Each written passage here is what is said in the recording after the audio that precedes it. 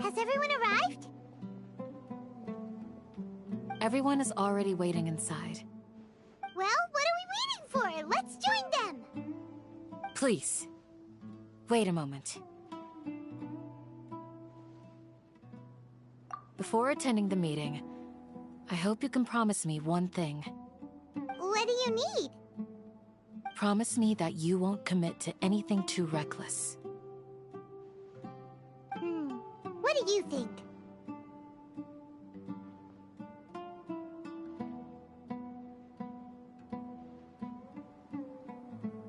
Okay.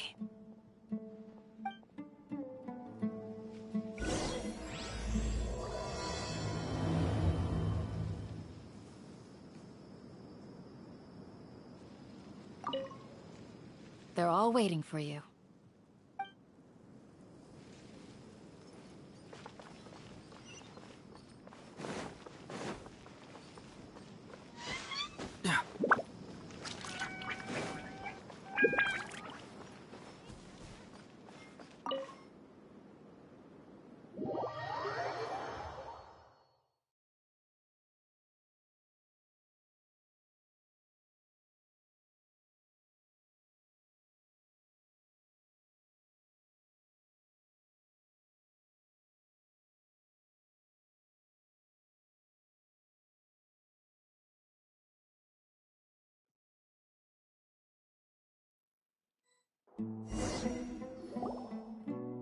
Everyone's here so early! But why isn't anybody talking? We already discussed things a bit. Hey, where have you been? I've missed you too.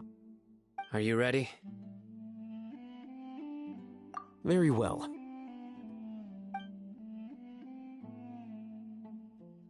Are you sure this is gonna work? I gotta admit, it's bold. Color me impressed. It's worth a try. The point of discussion is to arrive at a solution. Let's cut the small talk and move to the next point. You're making Paimon nervous.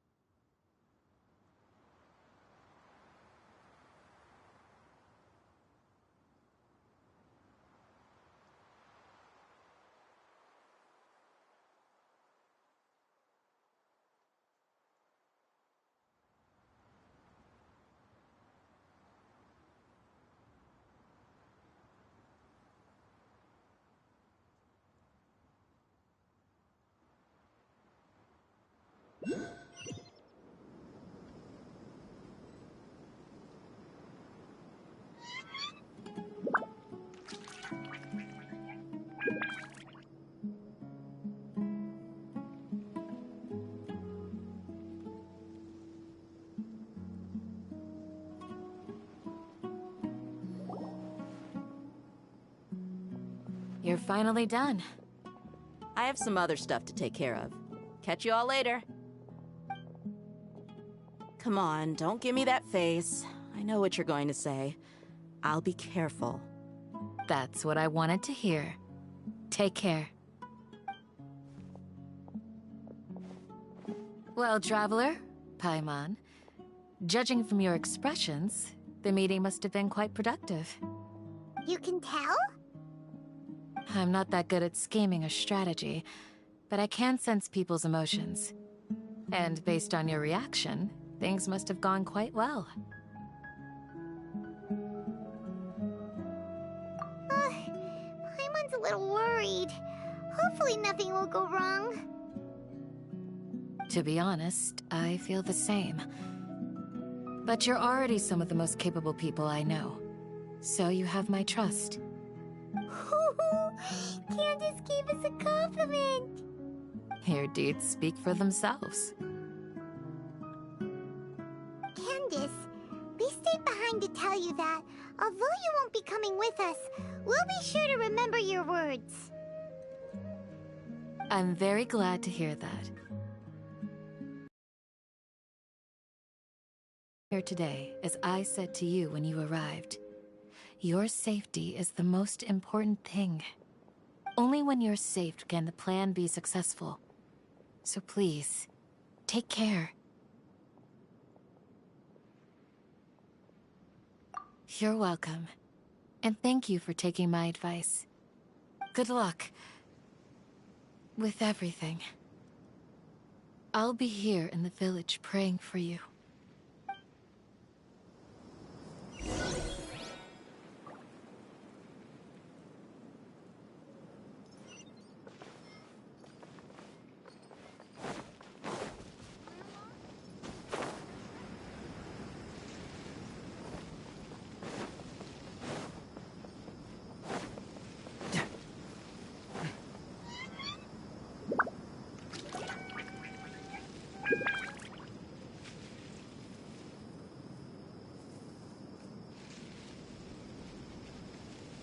Sounds good.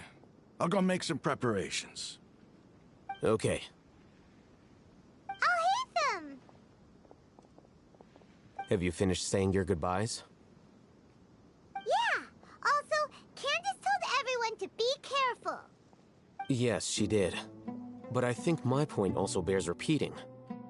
Our plan is not child's play. We won't be able to achieve anything if we're simply careful. We must go beyond that and fully commit ourselves to it. I hope this is clear to you. Huh? Shouldn't you be saying something more cheerful to boost our morale right now? Didn't we already do that during the meeting? You can never have enough words of encouragement. In that case, Candace can cuddle you to your heart's content while I continue to remind you of the seriousness of our situation. We all have our jobs to do, after all. It's like how some people can be put in charge of logistics while others will fight on the front lines.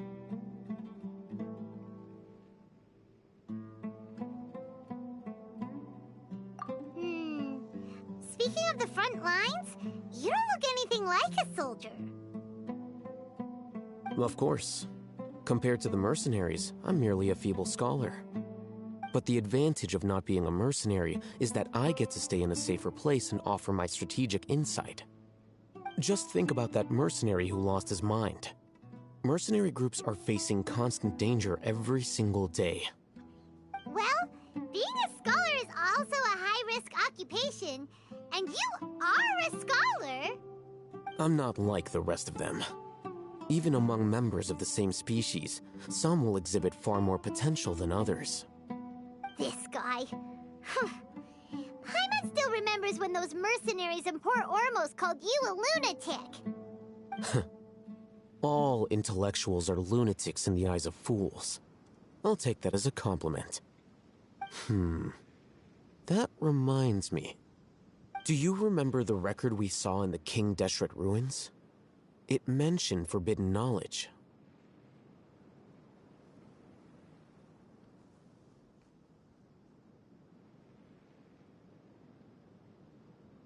Wait. Seriously? Remember? We went into the desert not long ago to exchange hostages with the Eremites. Once we arrived, the ground collapsed due to an earthquake, and we fell into some ruins. Still nothing? Come on. It was a remnant of King Deshret's bygone civilization, and we found some messages left by a priest of the king, and learned about the existence of forbidden knowledge. Oh, it's all coming back now! Thanks for reminding us.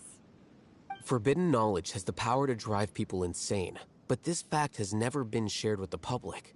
Even I, who has worked in the academia for some time, was never once informed of this. I think those mad scholars and mercenaries we encountered may have all fallen victim to the corrupting qualities of forbidden knowledge. But the academia has always held a different view. They have always believed that symptoms of madness are a side effect of human contact with divine knowledge as mere mortals. Come to think of it, perhaps the academia has also never understood the true nature of forbidden knowledge, and thus always approached the issue from the wrong direction. The Withering, Elazar, and the sandstorms. Don't you think what is happening right now across Sumeru is rather similar to the forbidden knowledge pollution that occurred in the desert thousands of years ago? But Paimon thought that Irminsul's disease is what caused the withering in the sandstorms. At least, that's what Tainari told us. Wait a second. Could it be that? Ah, you've connected the dots. The cause of Irminsul's illness may precisely be the pollution from forbidden knowledge. But if that's the case, what should we do? This is huge!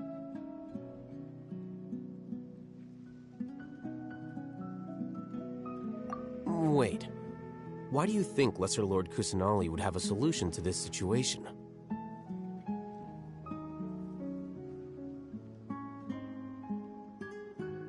You mean, it's related to the scene you saw when you passed out in the Avidia forest? That whole, the world forget me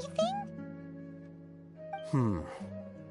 In that case, it's imperative that we rescue Lesser Lord Kusanali.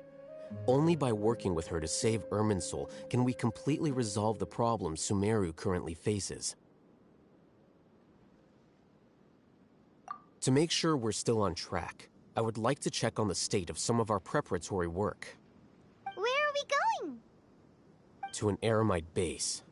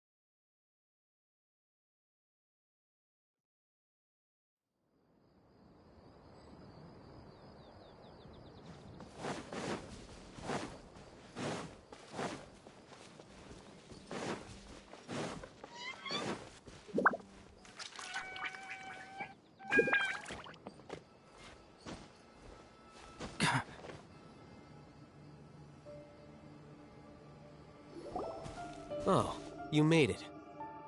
Huh? What are they doing here? I gave them some technical work to do. Ah, it's the scribe. And is that the traveler I see? How's the work going? Ah, yes! We have fixed the devices according to your instructions. One of them is already ready for use, while the others are still under repair. Aren't those devices for canned knowledge extraction? What are you doing with those? Look here. Huh? More canned knowledge? Are you going to put more weird stuff into his head again? What's that look on your face? Are you scared? Paimon's a little scared, but very, very furious! That's an interesting response. Anyway, we're not going to use this just yet. As I mentioned during the meeting, this knowledge capsule contains a decree I drew up in the past. The academia should also have their own copy. And according to the plan we just came up with, Traveler, I want you to record something into this capsule.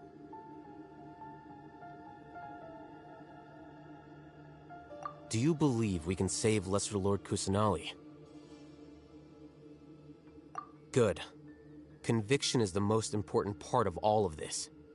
Now, please get ready and put on this device.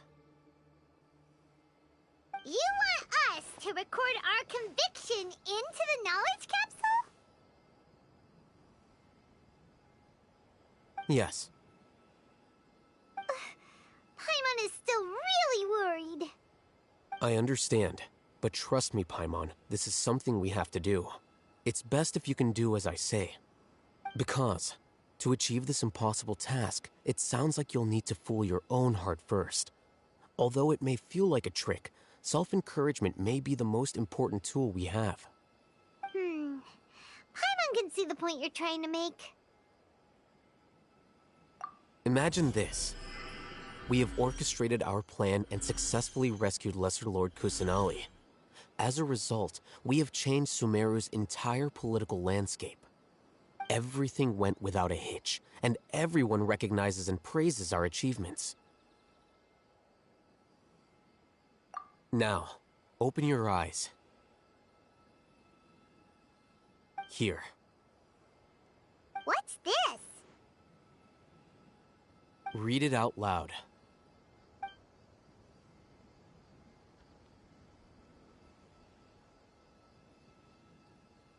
It's done. Is your head okay? Does anything hurt? It's just a recording. There should be no negative effects. But what was the point of doing this? Paimon doesn't get it. And that's perfectly fine. In any case, these capsules aren't meant to be used by you. Huh? What do you mean? Have you forgotten? Our plan needs to account for those who have long relied on the Akasha. You may find it hard to believe, but for those people, everything the Akasha transmits to them is nothing short of absolute truth. Imagine if you've been using a device like the Akasha since the day you were born, and this device has always supported you during times of need. After all that time, what do you think you'd become? A fool? A machine?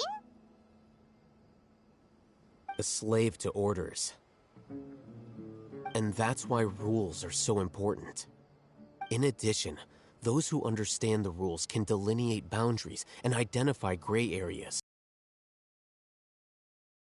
Why would you need to identify the gray areas? You could say that those kinds of ambiguous zones can be very interesting. One might even say they're advantageous in the right hands. The things you're interested in are really out there. Are all Sumeru scholars like this? Anyway, that's enough chit-chat. I'm going to take those two to work on some small projects. You can head to Caravan Rebot and start preparing for the next step. Small projects?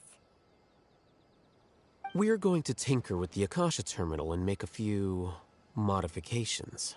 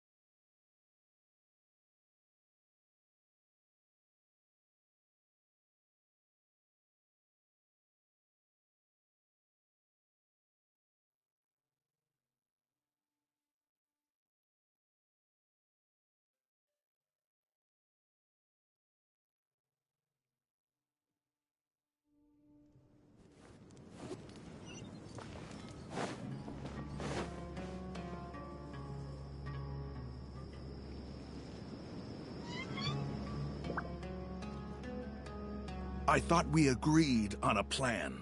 How can you go back on your word? The plan is too radical and carries a high risk for casualties. I've given it a lot of thought.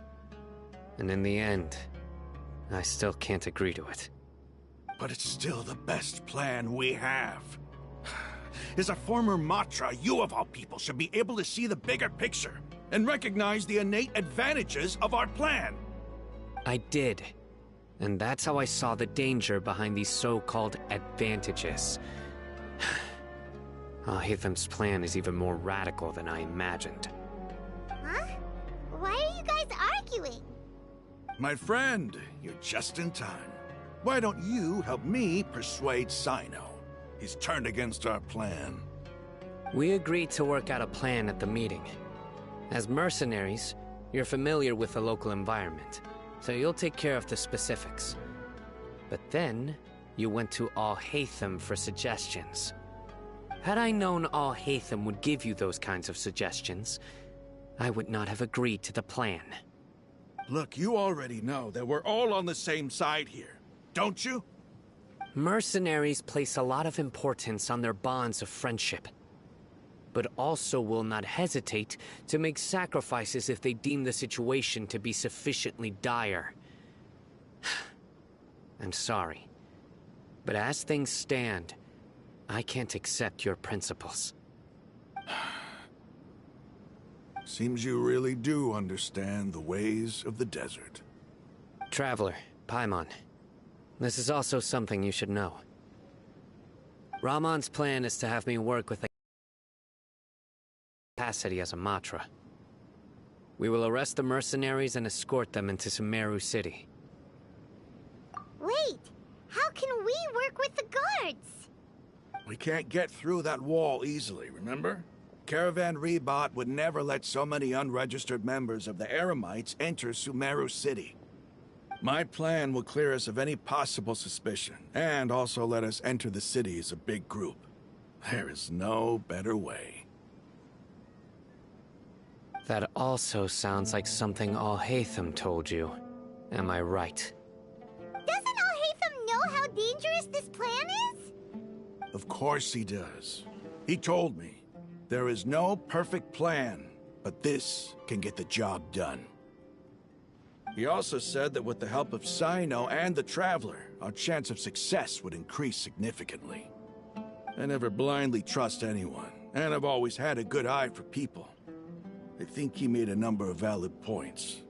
It's my own choice to trust you. If I make the arrests alone, I can control myself and prevent you from getting hurt. But I can't guarantee that kind of discipline from the guards. To make the whole thing more convincing, you'll need to resist to some degree. Casualties are inevitable once push comes to shove. I'm okay with the deaths of enemies. But now that we're allies, I'm against the meaningless loss of our own. I can't believe a Matra would actually care about us. I've lived a hard life, and I can say that people like you are hard to come by. I've always treated my allies with honesty and respect. They have the right to know important things like this. Now you're making this hard for me. Hey, is there something we can do to help?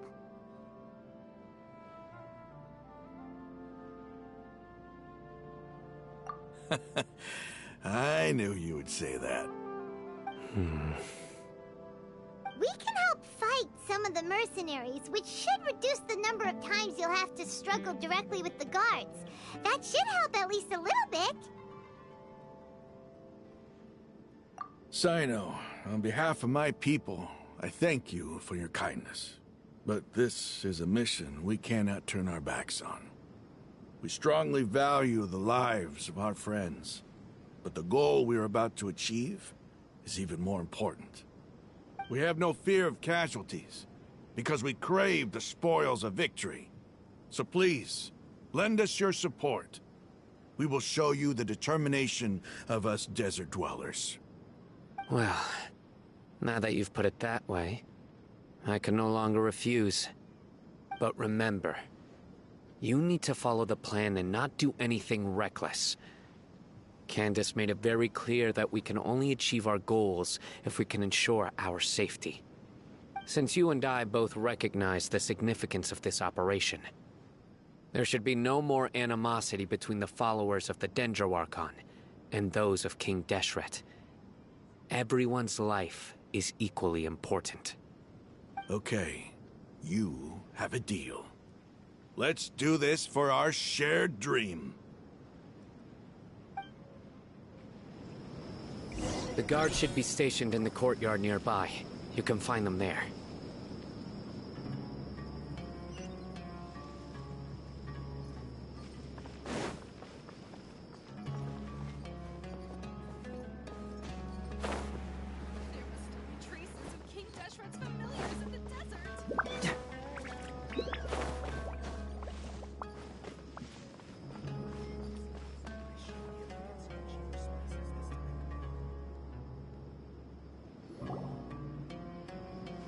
Guards!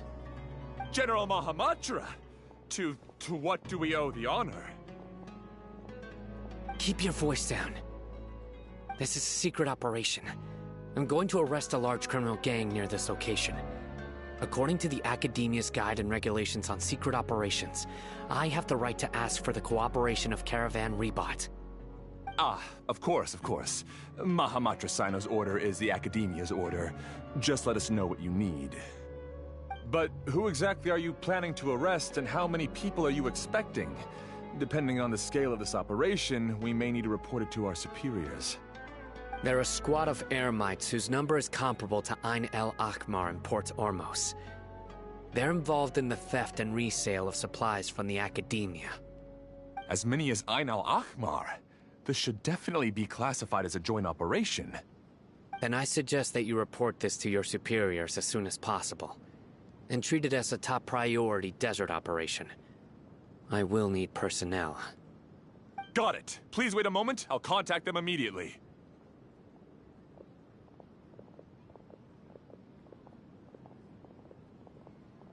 Because this is work. Because I trust you. Paimon can't believe you're still in the mood to chat. This whole thing has Paimon scared stiff. Aren't you even a little worried? What if these guards already know that you have betrayed the Academia and are no longer their General Mahamatra? Even if that guard doesn't know, their superiors might, right? We discussed this, remember? The Caravan Rebot operation is of great importance. But don't worry, the guards there shouldn't know that Sino has stepped down. How can you be so sure? First, the other Matras still don't know why Sino has left, which proves that the Academia has been covering up the matter. Second, this is a crucial moment for the Academia's God creation plan. If something were to happen to the General Mahamatra, it's bound to attract a lot of unwanted attention. No matter how you look at it, they don't seem interested in sharing the news of Sino's departure. A reasonable inference. I agree. Which brings us to our next issue.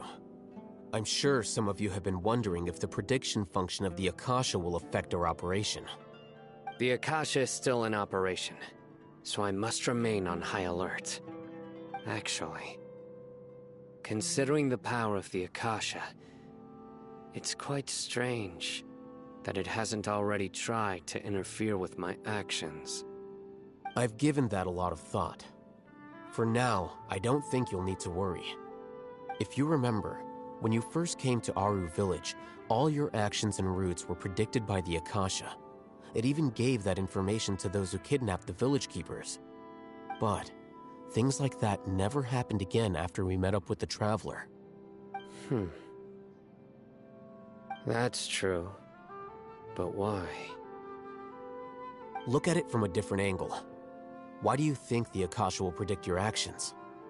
Because my personal data has been entered into the Akasha. That's true, but the key to this question is, how well can the Akasha make predictions about a person? Haven't you ever thought about it? Just how can it do this in the first place? Because the Akasha controls the entirety of Sumeru. The Academia firmly believes that all human actions can be explained through logic. By sorting and analyzing entered data, the Akasha can derive behavioral logic and predict the actions of those who fit an existing logic model. However, at the risk of sounding like an advocate for fallacies, can everyone truly be considered logical at all times? Emotions are part of our behavioral logic, but can you guarantee that every experience of the same joy or pain would be equally intense? How can our feelings and opinions be predictable down to the letter in every single instance? Sino, in the past, you've always worked alone. In the absence of another person who could sway you or your thoughts, the Akasha could produce predictions that were similar to your real-life behavioral principles. Decisive and principled, you were used to solving problems alone. That's why the Akasha could figure you out. But now, you've joined a team. And I believe the Akasha hasn't yet figured out the full composition of it. Our thoughts and logic have intermingled and weaved themselves together to become a complicated, chaotic mess. Any one of us could potentially disagree with another. The Akasha lacks data on these interactions, and it's impossible for it to predict your actions in the future based on your decisions in the past. After all, there's probably a limit to just how much we can be modeled or controlled by data. So, in my opinion, you're probably safe for now. Huh, makes sense to me. I agree. The Akasha is not alive, and I don't think we can be completely controlled by something without a mind of its own. Is that so? I guess there are things that even the Akasha cannot calculate, and people will not be forever trapped by the past. Paimon's so glad that this is settled. Next time, pay attention during our meetings. Will do.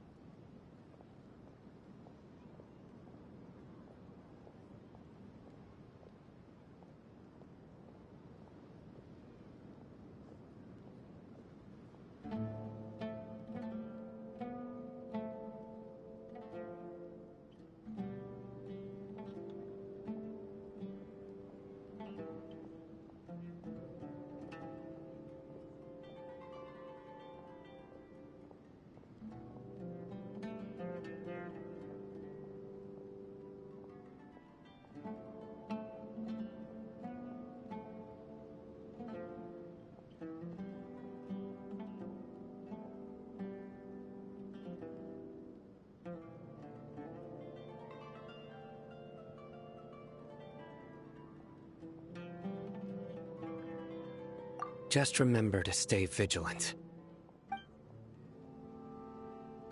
Footsteps! General Mahamatra, we were not expecting your presence here. I'm the security officer of the Grand Deshret Desert District. My name is Luxembarbo. This is my assistant, the Traveler.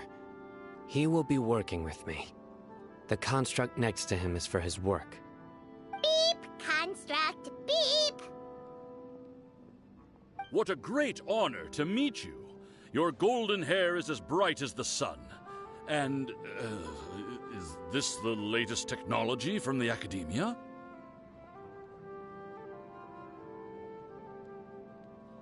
Have you made a decision regarding the matter I mentioned to your subordinate? It seems to be a dire situation, so of course you will have our full cooperation.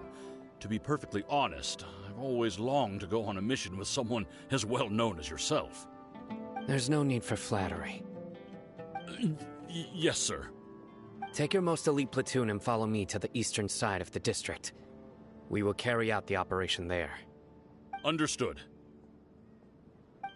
Map. Hurry, bring the map!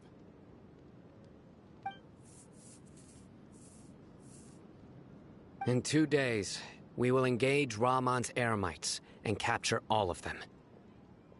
Any questions about the time or location? None at all, sir. Good. See you then.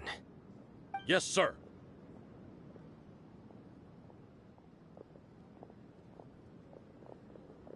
Maybe hanging around the General Mahamatra isn't so bad after all. Everyone's so respectful towards us.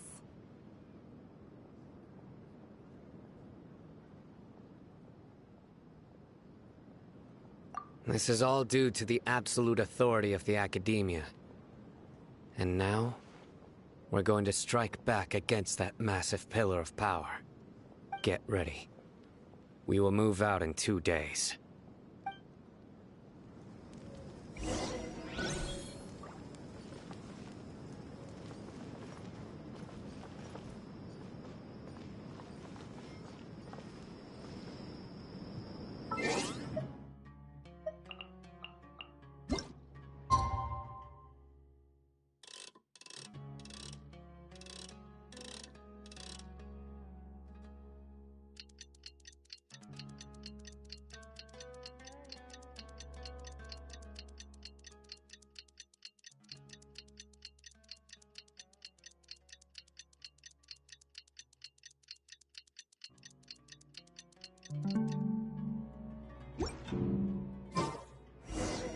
It's time for the operation! Let's go meet Sino in the desert!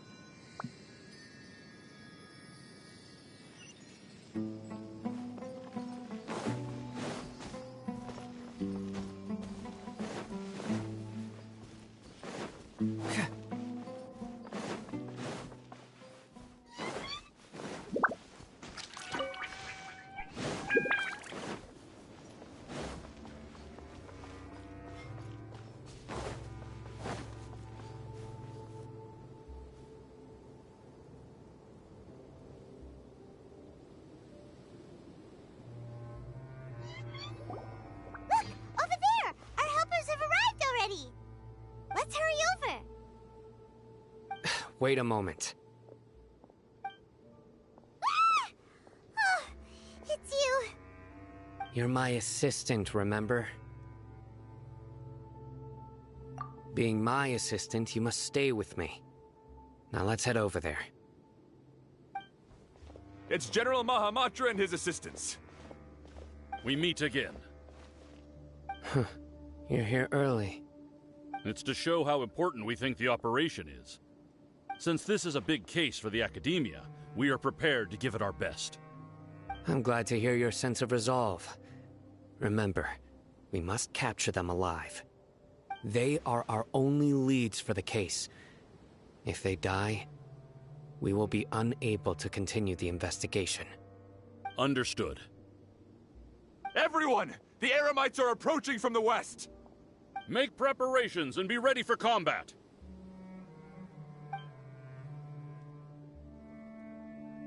Halt! Oh? What a warm welcome! What do you want? Judging from those shiny weapons in your hands, it seems like you're not interested in a deal.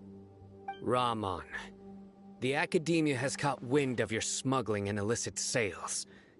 If you value your life, I advise you to surrender. Who are you supposed to be? A Matra from the Academia? I can't believe you came all this way just to catch us. I'm not here to talk. Oh. Nobody's given me this much time of day since I became a mercenary. Brothers! For that slight, let's wash our blades with their blood. Let's show them we Eremites are not to be messed with.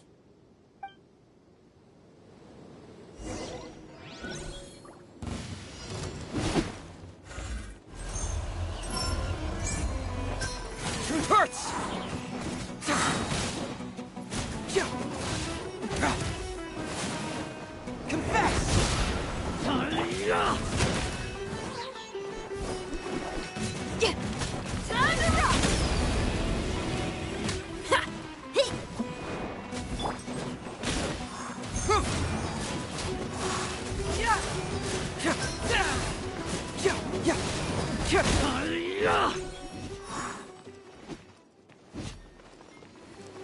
Fracture! Pyrotechnic!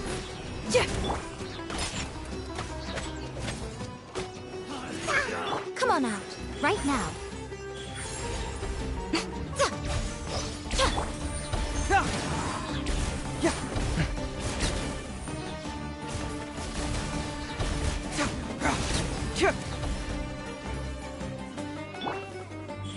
Right here.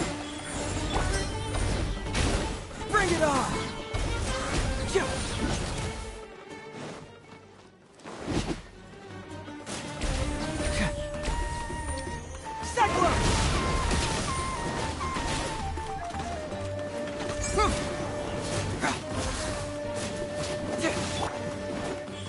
Right now, right here. Power core!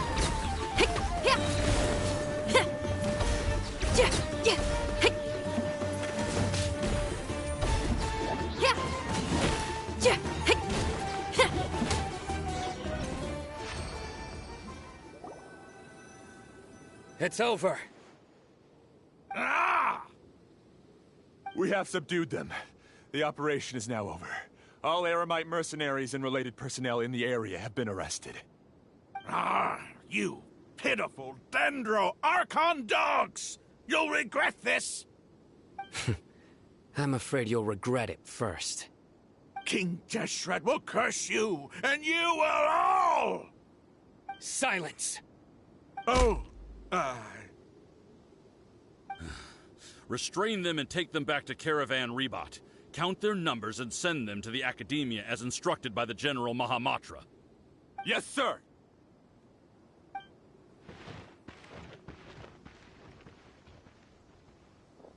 Mahamatra Sino, I will now take my leave.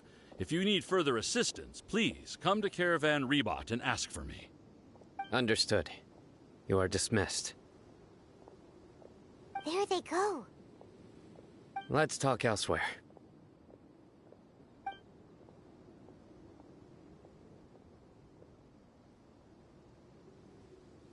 This part of the plan went really well. Yes, things went perfectly. That's fantastic! And that punch you gave Ramon there sure looked convincing enough. Once we're done here, I'll return to Caravan Rebot and oversee the group's transport. I promise. I'll get everyone into Sumeru City safely. Yeah, you're the reason why everything went so well. It's not the time to celebrate yet. I believe Dia should already be waiting for you. Go join up with her. She will need you to introduce her to Tainari. Speaking of which, is it really okay for us not to share the full plan with Tainari? What if he'll feel miffed about it and refuse to work with us? I have a very close relationship with Tainari. Given how well we know each other, I believe my message alone should be enough to bring him to our side. He knows I won't make jokes about things like this. If we need help, Tainari is the best option. Get ready for the next phase of the plan. Don't keep them waiting.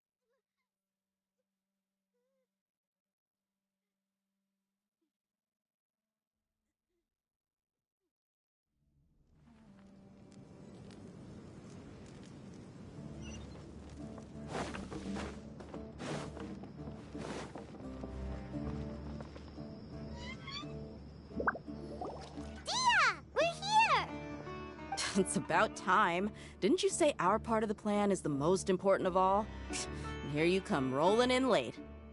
In the time it took you to get here, I already did 5 laps around the place, downed 7 drinks, and even did some clothes shopping.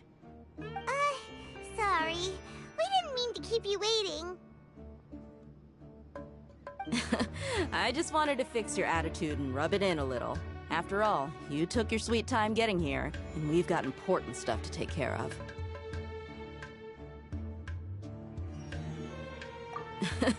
I just like seeing that serious look on your face. Alright, I'll stop. All joking aside, I'm glad you're here. Let's get moving and take care of this as soon as possible. But where should we start? Our responsibility is to get a status update on the Fatui Harbinger known as the Doctor. We need to make sure he won't get in our way when we rescue Lesser Lord Kusanali. Dealing with an institution that controls all of Sumeru is already hard enough. If the Doctor were to crash the party, it would be next to impossible for us to achieve our goals. Yeah, we sure don't want him showing up. Ooh, he really gives Paimon the creeps. Right? Hearing his name just reminds me of those stuffy old geezers in the academia. I'd rather not have to deal with someone like that.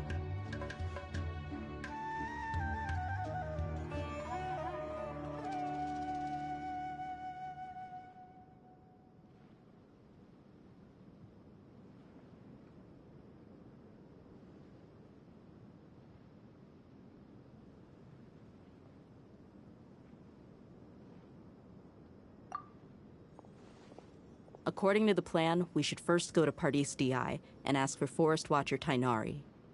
If all Hatham and Sino's sources are solid, then we can be sure that Tainari still has the Academia's trust. So, we'll find Tainari and convince him to get us the latest intel on the Doctor. Then, depending on what we learn, we'll make any necessary adjustments to our plan. The sages have placed spies everywhere on the other side of the wall. I'll follow you as a bodyguard.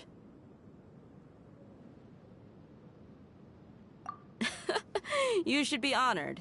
I don't offer my services to just... Mercenaries would do anything for Mora. That's certainly true. But when multiple employers are vying for your services, you should always go with the best offer. If I were to charge you a bill, I guess I can apply a discount. How much more do you want? I was not sure we can afford it. How much do I want? Hey, how about paying me with a smile? What do you say? I haven't seen you smiling much recently. If you ask me, someone like you must look lovely when they smile. Come on, give me a smile so that I can be less worried. Looking good! I hope this pretty smile will become our lucky charm. There are many kinds of smiles, but only a truly joyous one can bring blessings to others. Let's consider this smile a down payment for our future victory. Let's go.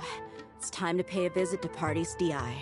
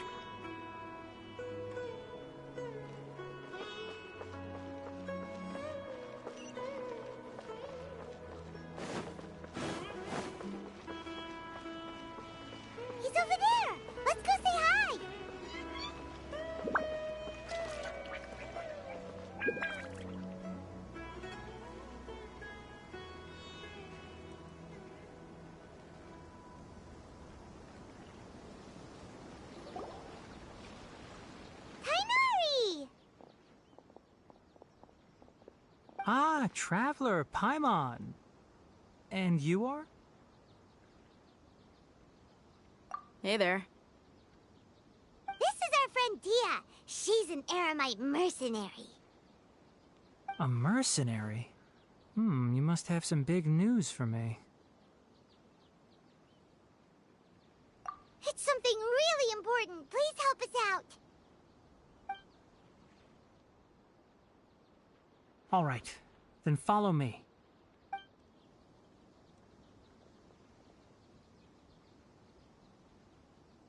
This place is better. We won't be disturbed by any passerby. Okay, what is this important thing you want to ask me?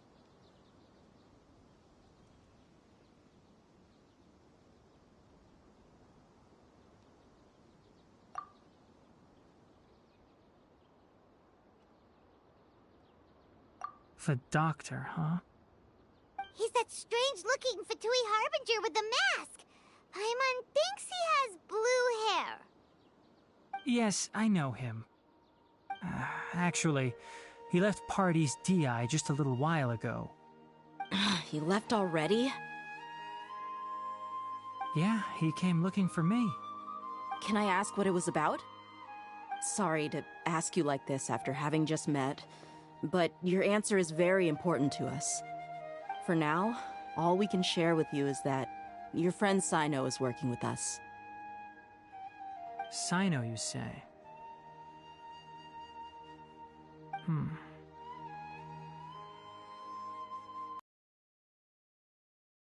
Why he hasn't been at the Academia? Okay. I will answer your questions and will assist you any way I can. You don't have to tell me everything that's happened. Sino's name really does work wonders. You're not even a little worried that we might have made it all up? Despite having just met you, I can sense that you're the serious type. Between you, the Traveler, and Sino, none of you strike me as the type that would conspire to deceive me. You don't need to tell me anything you don't want to. I'll also get straight to the point. The Harbinger you mentioned came to me because he wanted to take the scholar Hypatia away with him. Hypatia? Why would he want her? And what do you mean by take away? Is he planning to leave Sumeru? Yes. He told me his return to Snezhnaya is imminent.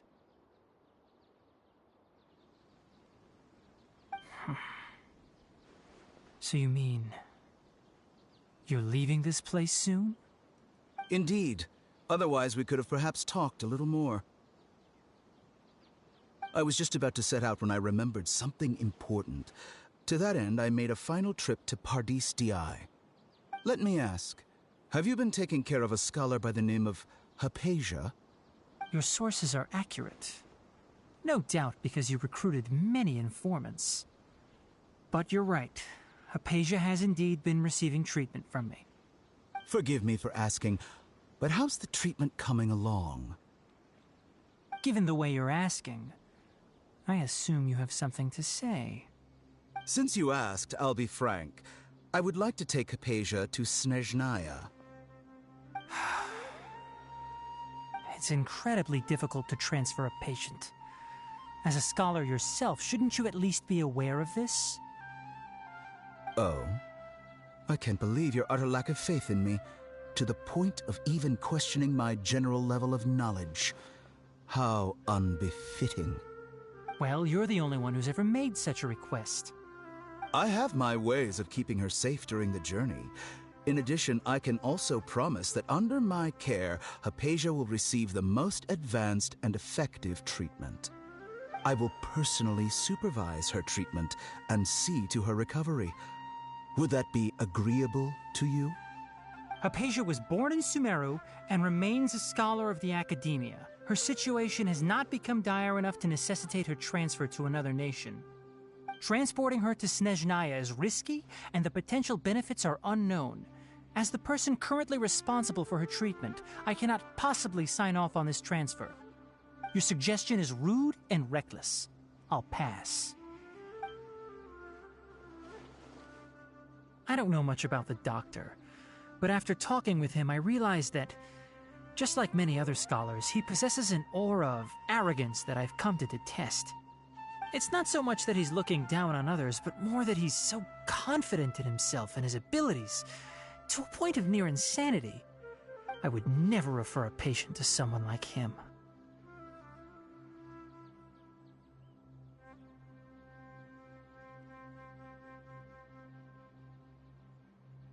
I prepared myself for a protracted battle of wits, and was really surprised to see him just give up on the topic. Still, his reaction really concerned me.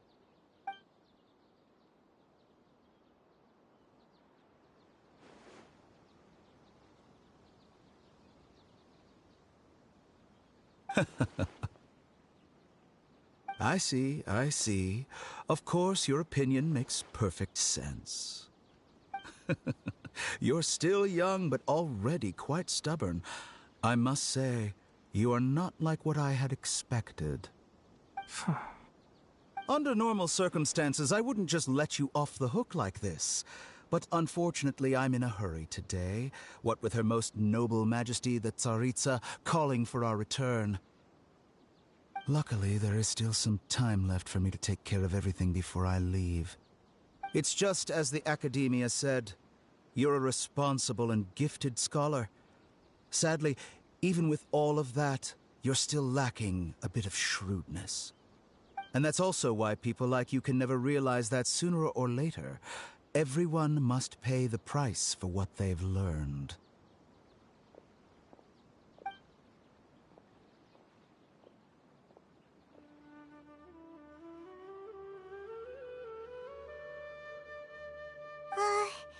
Paimon can't help but feel like he's hinting at something unpleasant. He asked a question, yet didn't care for my answer. Perhaps I'm nothing but a talking rock in his eyes. He never came off as malicious, but an utter lack of compassion permeated throughout our conversation. From his tone, I can sense that he's always looked down on others.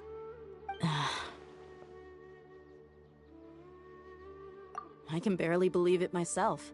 But if that's true, the situation will be in our favor.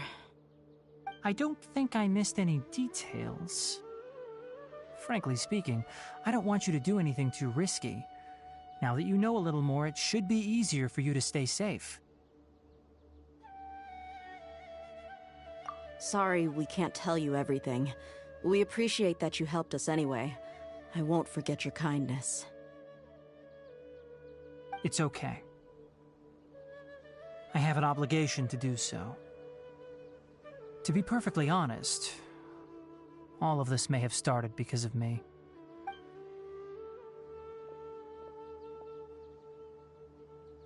Recently, my master wrote several letters to me, asking me to return to the Academia and assist him with his research.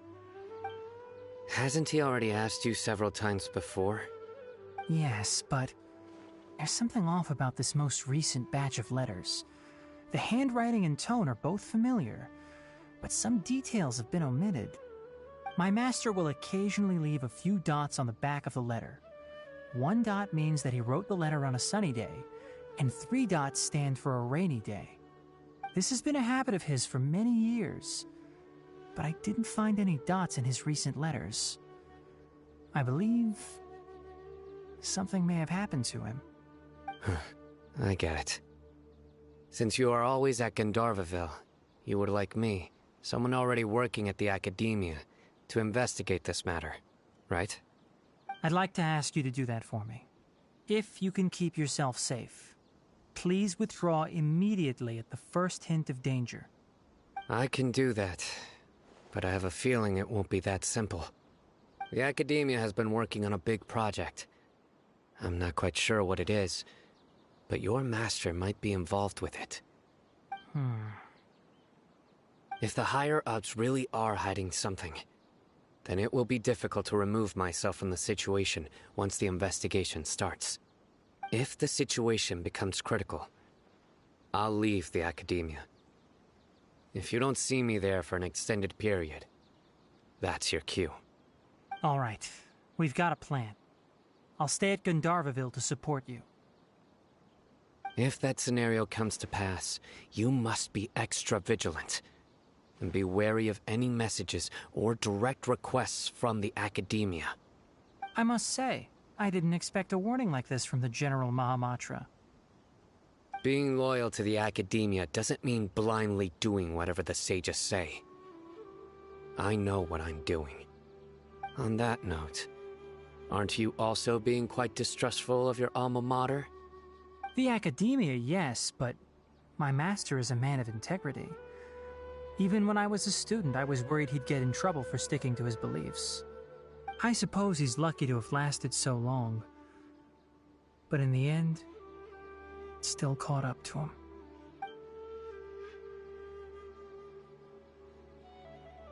I see.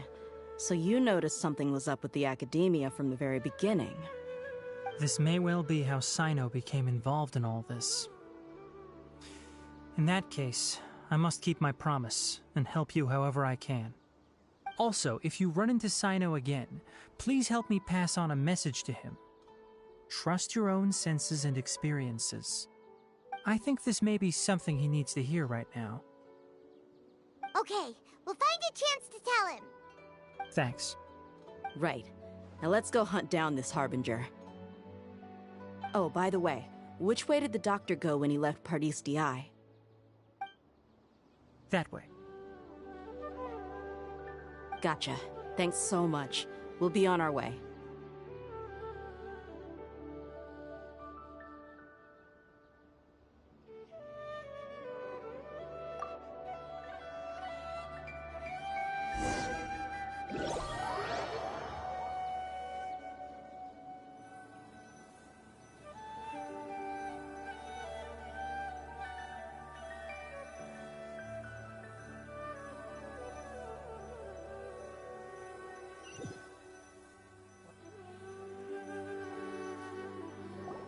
According to Tighnari, the doctor is leaving Sumeru soon.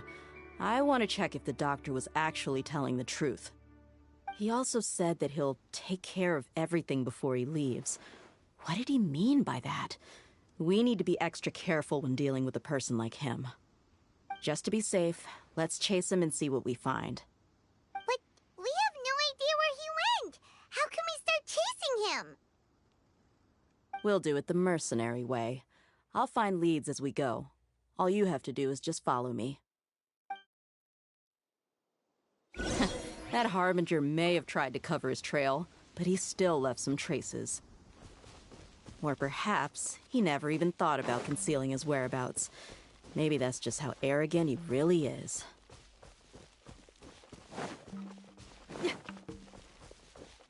Yep, we're headed in the right direction.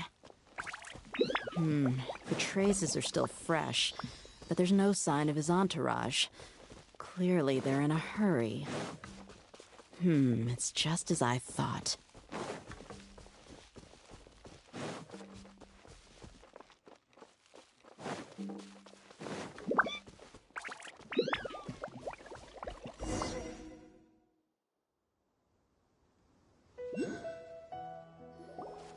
We can stop here.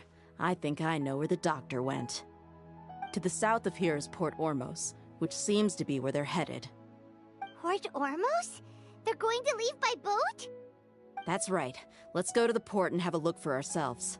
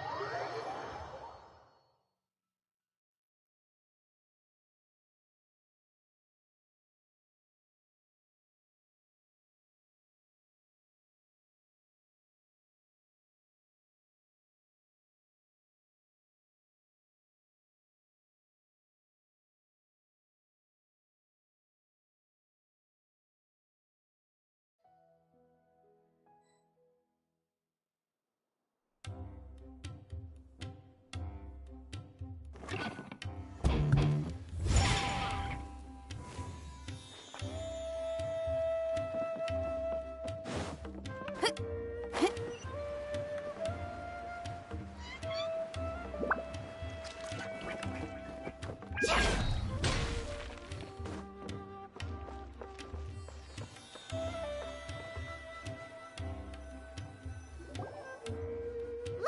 Fatui soldiers!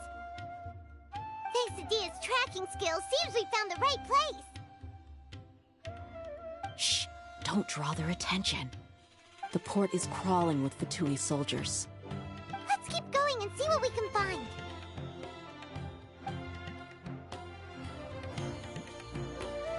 Now this is a proper farewell ceremony for a Snezhnayan Harbinger.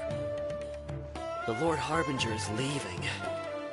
I've still only seen him once or twice. I used to hold a position in our homeland, and back then, the doctor spoke in a very different way from the way he speaks now. Maybe the way people talk in Sumeru has rubbed off on him? It's always like that when you spend too long away from home. When he gets back to Snezhnaya, perhaps it will also take him some time to get used to the life there again. Huh? But, sir, that can't be right. No, I remember it like it was yesterday. Both his expressions and tones are now very different. Also, for some reason, he seems like he's all smiles now. You must be mistaken. Nobody's supposed to look happy when they're on a business trip.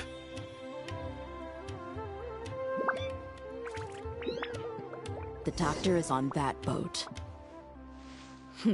So he told the truth after all. He is actually leaving Sumeru. Let's get closer and find a place to hide so we can observe him.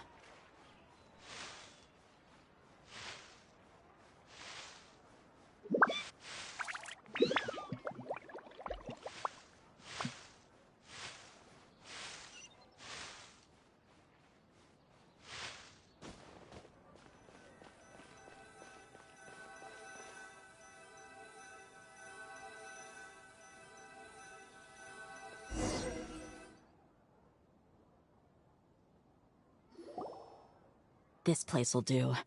We can hide here while we keep an eye on the boat.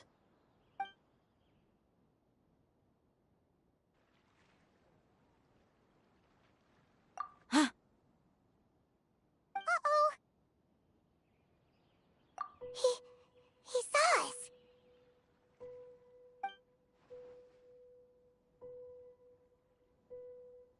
Huh? Is he waving at us? It's time to say goodbye. Wait, is he the only person on the boat? Huh? You mean there's nobody with him? And where are all the soldiers we saw in the port just now? They were all here just a few minutes ago, but now they vanished. So this was a trap. Wait, don't tell me that. Luckily, there is still some time left for me to take care of everything before I leave. Oh no. They might be after Hypatia. Let's get back to Party's DI. Huh? What do you mean? I'm afraid that she's seen something that she wasn't supposed to see. If I were the Fatui, I would also try to take her away. And if I couldn't... Oh no! Are you saying they're going to kill her? Let's go!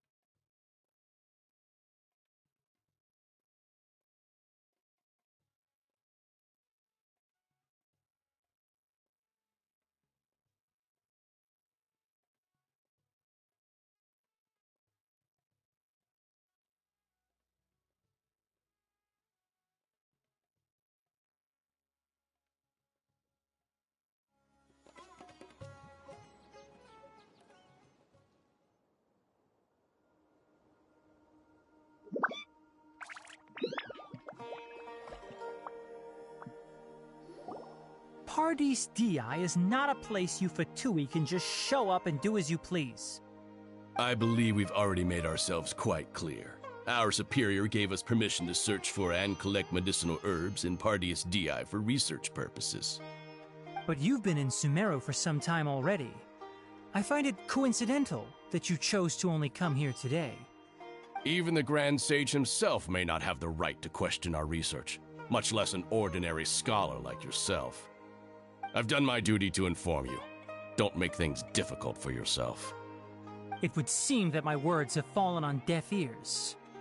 You can keep trying to deny it, but coming to Paradis Di now? I'm pretty sure you're not just looking for herbs. With all due respect, your baseless speculations will only lead to unnecessary trouble. Well, you only have your Harbinger to blame. He knows nothing about keeping a low profile. I may be staying at Paradis Di as a scholar, but that doesn't mean I'm no longer a forest watcher. It is still my duty to protect the peace and safety of the scholars who have contributed so much to Sumeru. Then it seems our conversation has hit an impasse. No one will lay a hand on you, Hypatia. Not on my watch. Tighnari! Are you alright? I'm fine. These Fatui have really crossed the line. Time to teach them a lesson. Think you can bully me? Look at you, Boozehound!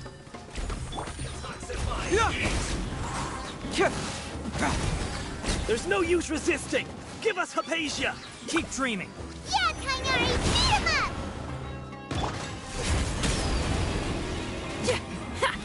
This isn't good. Right here. Nothing lasts forever. Let's move. Emerge. The doctor's orders are absolute. Yeah? You've been someone's lapdog for so long that you don't know anything else now.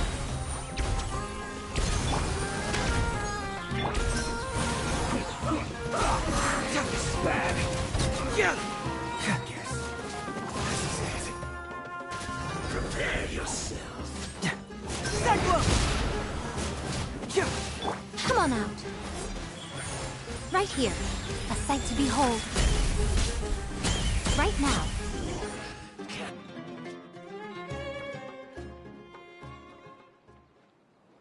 We're not getting anywhere. Traveler, Paimon, please go to Hypatia. We need to make sure they don't try to sneak around and attack from behind. Got it!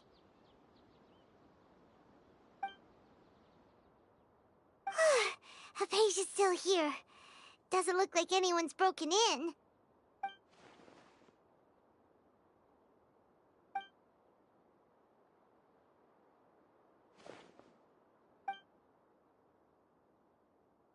Well, how is she? Oh, that's good.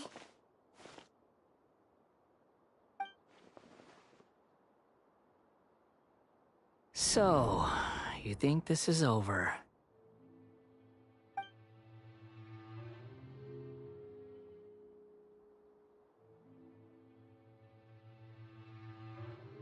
What? The Balladeer is here?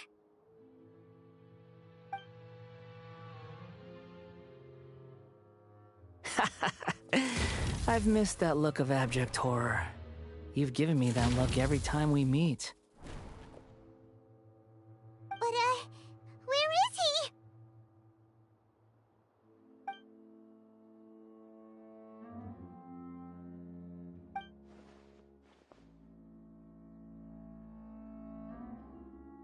I can hear all of your thoughts, you know.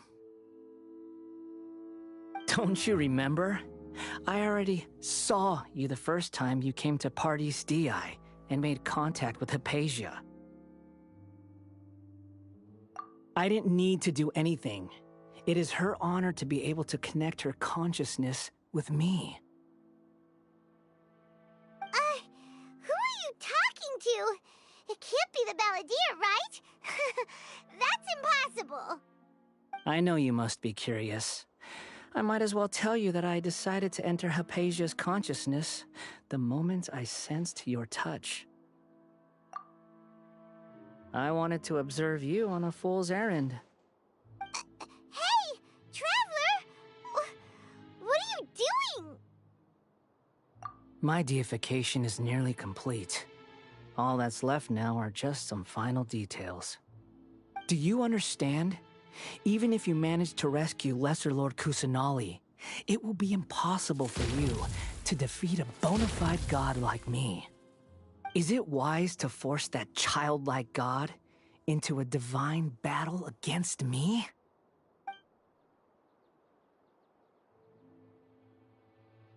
Scholars consider the God of Wisdom to be the sum total of their faith. It's how they can justify reverence for a god as they construct it. But this also shows that humanity's worship of gods is a combination of blasphemy and exaltation. It's truly laughable.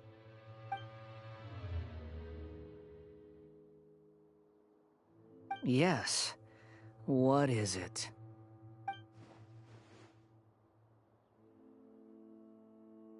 Yeah, I'm in a good mood, which is why I'm talking to you like this.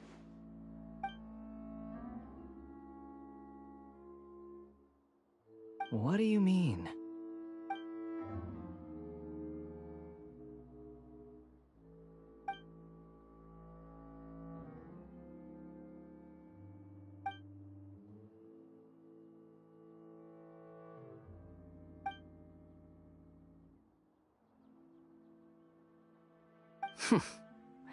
Those words almost make you sound like a friend who actually cares. But you're wrong. I'm different from all of you. I was born to become a god. My entire life up until this point has just been a meaningless routine. Just think about a sheet of paper. By itself, it holds no meaning. The content recorded on it is what gives it value. All I had recorded down before were some painful memories and boring human feelings. Such senseless drivel should have been erased a long time ago.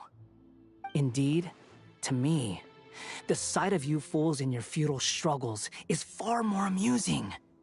Tell me, just what has this world done for you to protect it with such zest and conviction?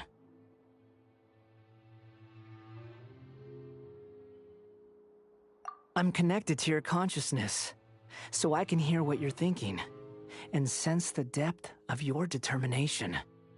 This is a good conversation we're having. So here's a word of advice. Let go of your misguided guardian complex. You know nothing about the truth. It'll be for your own good, as well as everyone else's. Humans are a species that can only find bliss in ignorance.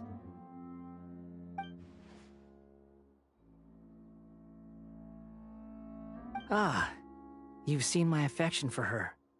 If you were in my position, I think you'd feel the same way. She peered into my consciousness and saw my past.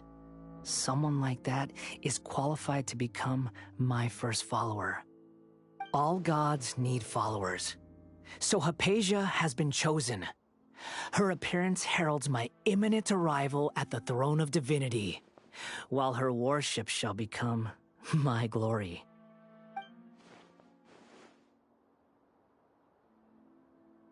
You're doubting me again? No matter. Soon, you'll know what kind of authority you're challenging.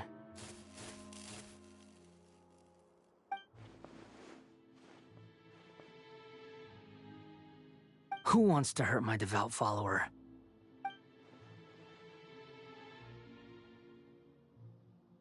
The doctor wants to hurt my first follower?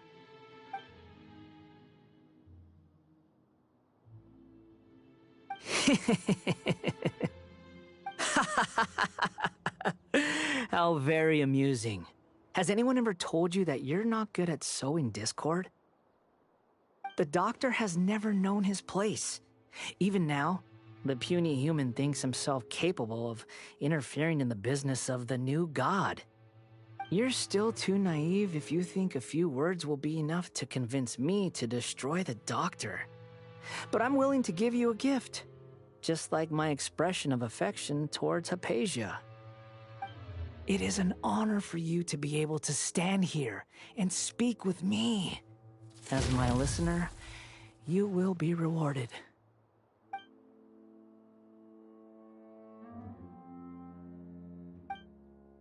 Both good things and bad things can be called gifts. After all, gods have never needed to be reasonable. Ah! Paimon hears thunder!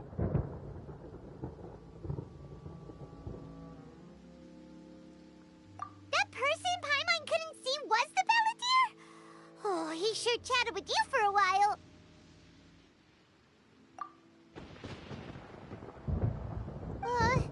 Where is the storm headed?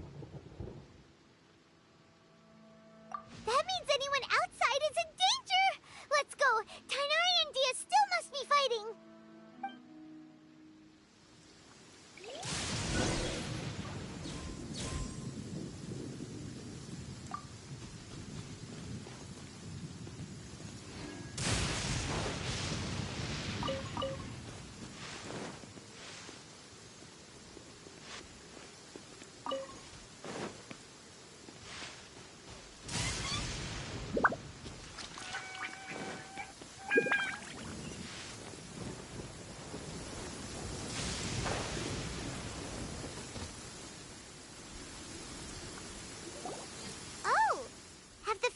Retreated?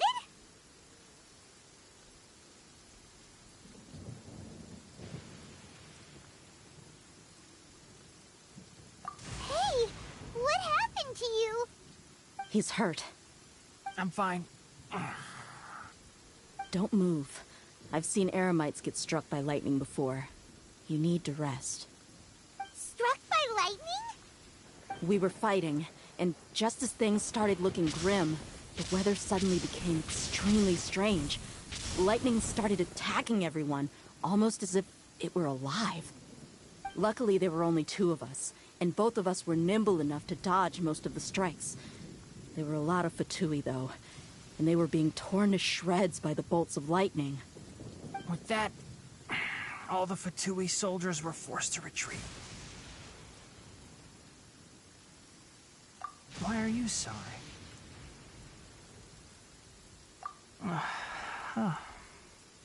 It's all right.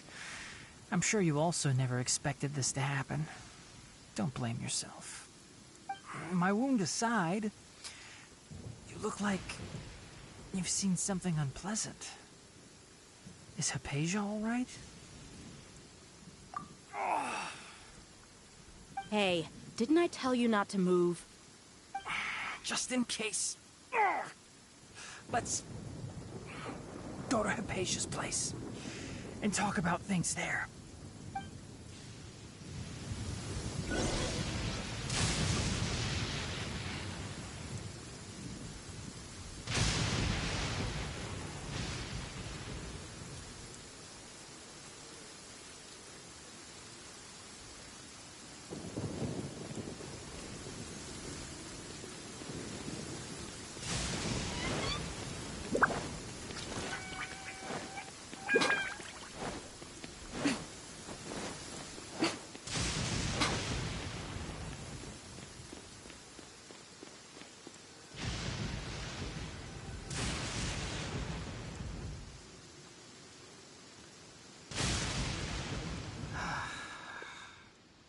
Thank goodness she's fine.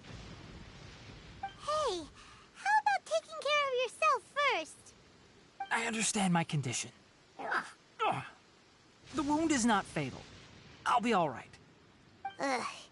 The more you understand medicine, the worse of a patient you become. I know. They always think they can push through the pain. Oh, he sat down. Let me rest for a bit. Sorry, traveler. Now you may start.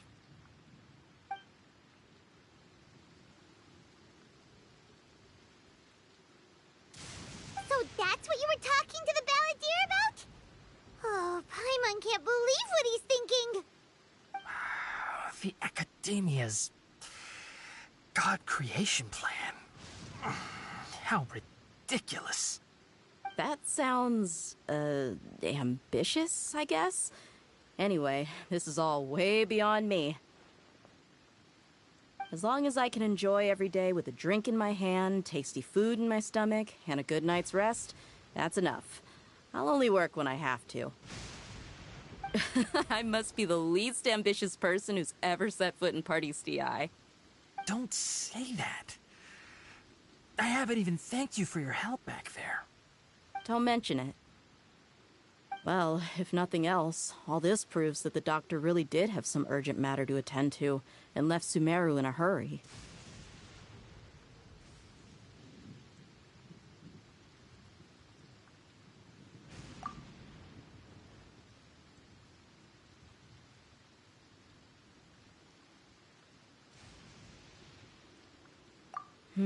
Maybe the Fatui want to cover up some secret of the Balladeer. Is that why they tried to seize Hypatia? You said the Balladeer claimed that Hypatia has seen his past. So, what could be there? Have you noticed? The Balladeer is not happy with the doctor's actions. He thinks the doctor has no right to consider himself as his equal. So, if the doctor was to show up again, would the Balladeer zap him with lightning? Based on what the Traveler has said, I think he would. Having the doctor gone benefits him as well as us. In other words, we've successfully completed this stage of the plan. The doctor is out of the picture now. Yay! That's a big accomplishment! I'm also happy for you. Thank you for the help, Tainari.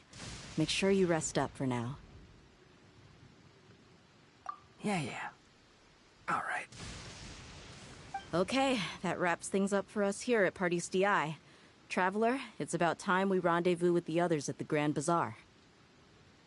Let's continue to keep a low profile. You can head there once you're ready.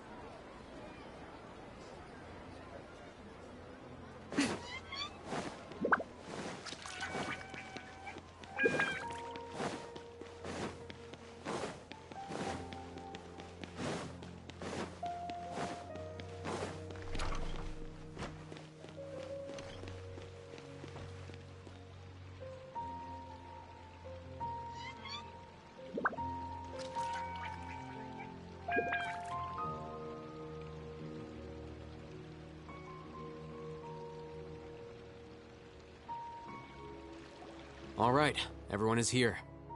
How did everything go? Any luck with your missions? Let's report back one by one. I'll start first. We've made the necessary modifications to the Akasha terminal. In addition, the props required are also ready. I'll go next. The Traveler and I went to Party's DI. The situation was a bit complicated, but we found Tainari. Unfortunately, he was wounded during a fight. Who was behind it? Well, that's the tough part. What should I say, Traveler?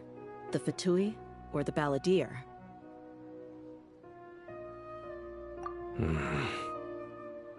After some back and forth, we confirmed that the doctor has left Sumeru by boat.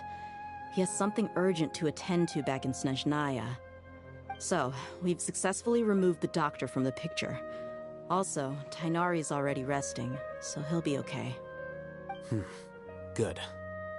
Oh, Tighnari also asked us to tell you this message. Trust your own senses and experiences. All right. I'll remember that. Everything also went smoothly on my side. The Eremites should have arrived at their destination by now. To avoid alerting the quarry, they will stay there for now. I can't believe you actually got so many Eremites into Sumeru City. It's all thanks to Rahman and his brave team, as well as their bold strategy. It appears to have been very effective. I'm glad to hear it. Well, is that everything? Okay, this meeting is adjourned. Huh? Wait, you mean that's it? Well, what else is there to discuss? Shouldn't you end with some words of encouragement? You know, to fire us up now? Personally, I'd rather we all go home and get some rest. I'll hate them, Ugh. Oh, and if you wanted someone to say something to that effect, then I must reiterate that I'm here to strategize and not to lead. So you should find someone more suitable to do that. But I thought all of you Academia big shots were great speakers. Then I should remind you that I'm the scribe. I know that. So what? A scribe is responsible for recording meetings, not speaking. Fine, whatever. Well, Cyno doesn't seem to be much of a talker either. I guess that leaves it to my employer. Employer? Yep, the Traveler hired me. That's right. So come on, boss. What do you have to say for the team? Yeah, say something to boost morale. Huh? What are you all doing here? Oh, it's Nilu! Hey, everyone. I'm not disturbing you, am I? Not at all. I was actually just about to go find you. Judging from the group and all your serious faces, you were discussing something important, weren't you? But you also look like you're up to no good. Seems pretty interesting. Welcome, Nilu. Would you like to join us? Huh? Join you? You mean, you also want to discuss something important with me? Yes. Something very important. Nilu, are there any breaks in your performance schedule in the upcoming days? Huh? Wait, you're seriously inviting me?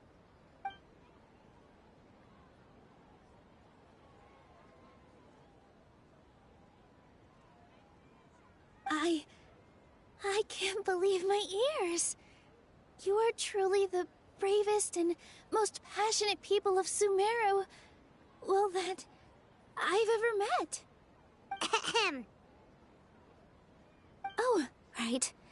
The Traveler and Paimon are not from Sumeru, but you are awesome as well. That's right. I must admit that I'm a little scared, but I'll try my best for Lesser Lord Kusanali. If I can somehow use my abilities to help you, then count me in. Remember, believe in yourself. Okay. I'll get my friends at the Grand Bazaar to help us tomorrow. Just remember not to say too much. Be discreet. Yep, you got it. All the preparations are done. Now, can we finally conclude this meeting?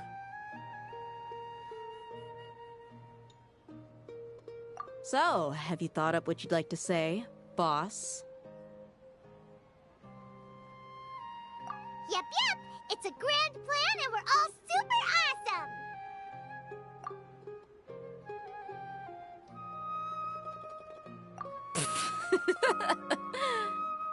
Well said.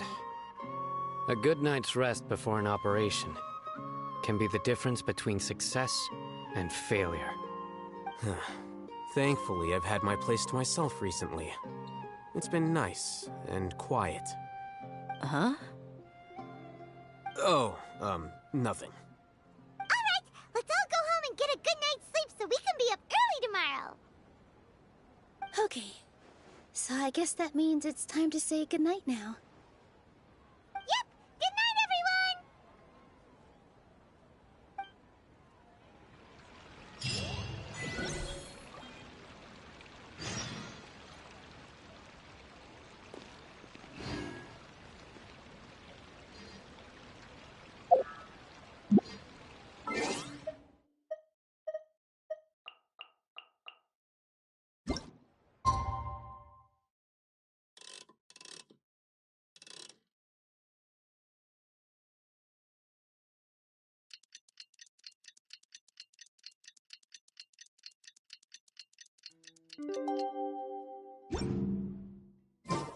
Today is the Academia's Neogarbaha Day.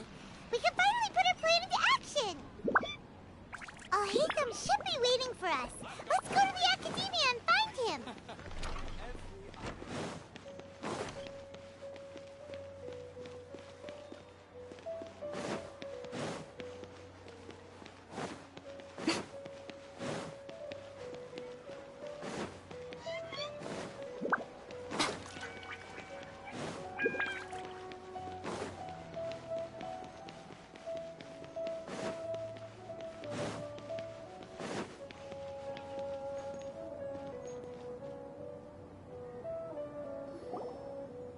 Hello, you two. Sleep well? Not really. Paimon got too nervous thinking about today and didn't fall asleep until the sun was almost up. What about you, Alhaitham? Naturally, I slept just fine. After all, a good rest should be considered part of the plan, since energy is an important resource. You just want to show off how calm you are. It's crucial to dissipate any tension before we execute our plan. The only thing you're doing is being annoying. Anyway, do you need me to go over the game plan again?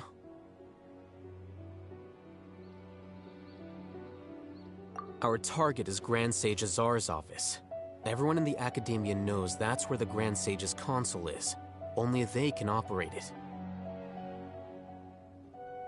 Many restricted commands and operations are executed via that console. I'm sure that console has a way to free Lesser Lord Kusanali. You know, Paimon's been thinking, what kind of technology could let the sages imprison even a god? That isn't something they could have accomplished with their scholarly talents alone. In the Sanctuary of Suristhana, there's a device of Greater Lord Rukkhadevata's that she once used to isolate herself while meditating. 500 years ago, the Grand Sage at the time modified the device so that it can no longer be controlled from the inside. They were effectively trapping one god with the power of another. So, how are we gonna get to the Grand Sage's office? Don't forget, today is Neogarbaha Day, arguably the most important day to the Academia. The sages and core Academia personnel are busy loading the latest batch of research developments and legal decrees into knowledge capsules so that they can be entered into the Akasha. All the Darshan's researchers have their noses to the grindstone, and the Academia's grounds are flowing with all sorts of people. It's the perfect time for an infiltration. When the Grand Sage leaves his office to supervise the entering process, that's our cue to access the console and free the Dendro Archon.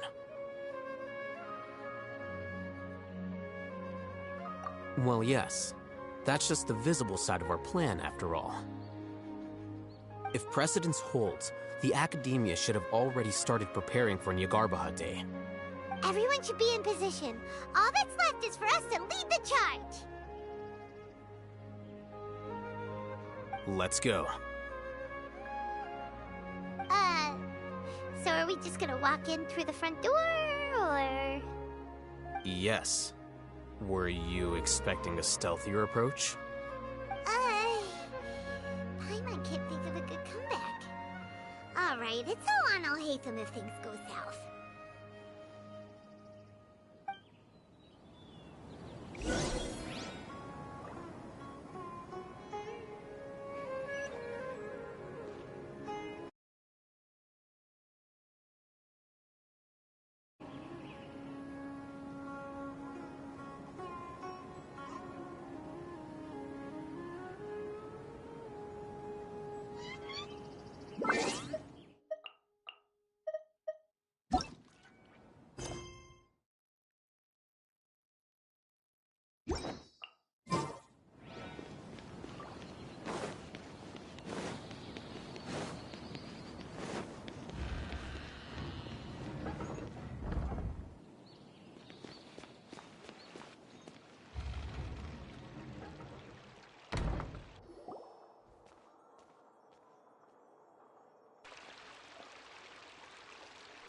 Scribe?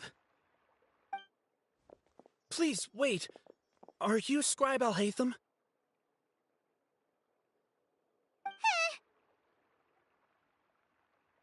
That's me. Is something the matter? I'm in a hurry. No. I was just surprised to see you here. I had heard that the sages were looking for you not long ago, but I didn't know what for. And, also, please don't bring outside guests into the academia. Outside guests? How did you arrive at such a conclusion? Your groundless inference shames the Haravatat Darshan. What did you say? I'm the top student in Haravatat, and I earned 3rd place at the last Inter-Darshan debate. Don't look down on me! That wasn't my intention. As your Haravatat senior, I just assumed that you possessed a greater aptitude for critical thinking. Look, based on what you already know, the purpose of my return and the reason they're here should be obvious. Is that so? Wait a moment. Let me think. Don't tell me the answer. The sages search for you. A blonde-haired traveler. Outside guests. So, from the start, the sages weren't looking for you, but this traveler? And you were gone from the academia for so long because... Hey, shh. Yes, you've proven yourself as the top student in Haravatat. I surmise you've arrived at the correct conclusion. As I expected. Please, forgive me. I wasn't thinking clearly just now. Thank you for getting me back on track. It's nothing. We'll be on our way then. All right. Thank you for your contributions to the academia, Scribe.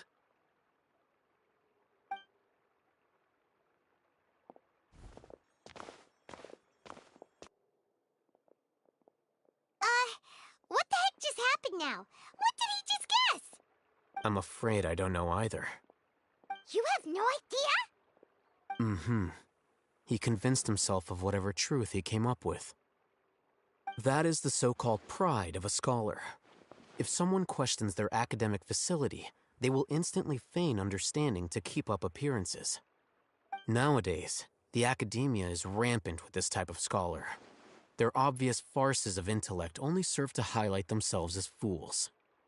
Wow, so there are special ways to deal with smart people. We don't even need to make up our own excuses. We shouldn't waste any more time. It would be problematic if we missed our window of opportunity. Let's go.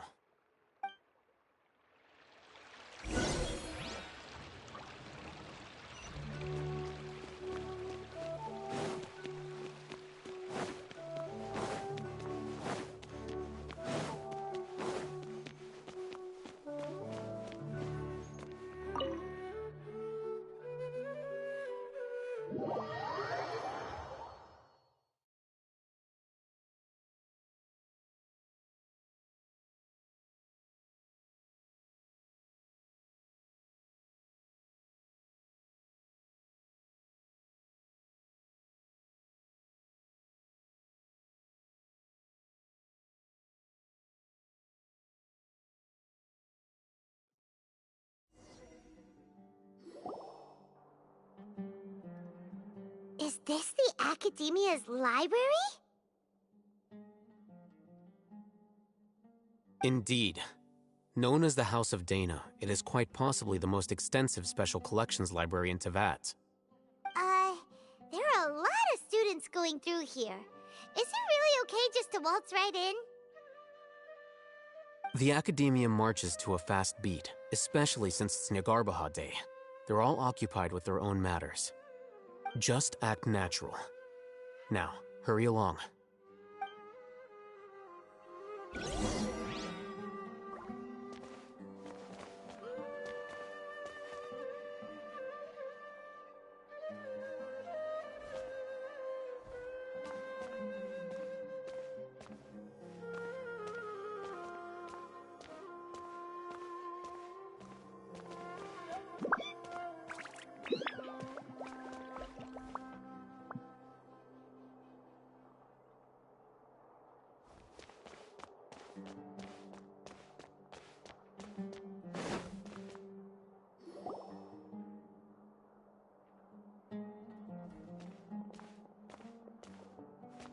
What's this platform for?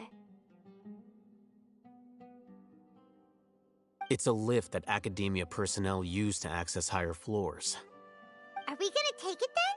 The Grand Sage's office is up there somewhere. No, not right now. We can't guarantee that we won't run into the Great Sage. Let's step back and observe for now.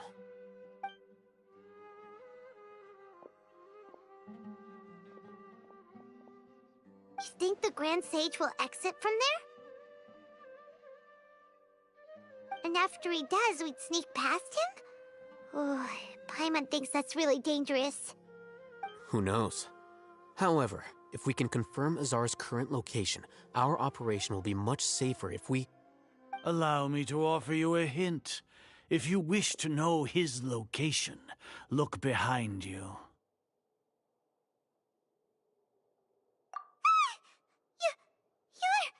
What's Grand Sage Azar doing here?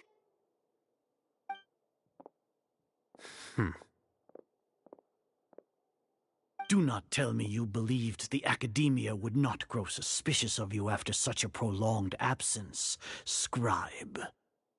An eyewitness had informed me of your whereabouts, so I came to personally welcome you. Great Sage, I didn't expect you to care so much about me. I'm truly flattered. I'm sure, but compared to you, I am far more interested in these two unexpected guests. You are the Traveler and Paimon, correct? It's a pity that only now have I been afforded the opportunity to formally meet two of Sumeru's most esteemed guests. I do apologize for my lack of decorum.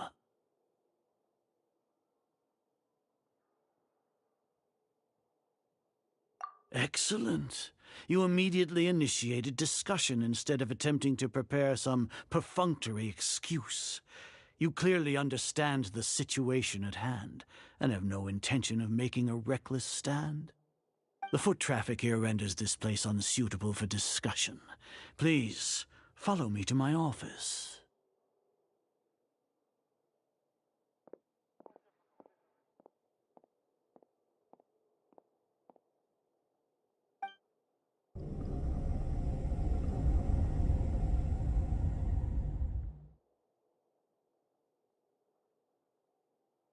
This place is crawling with guards.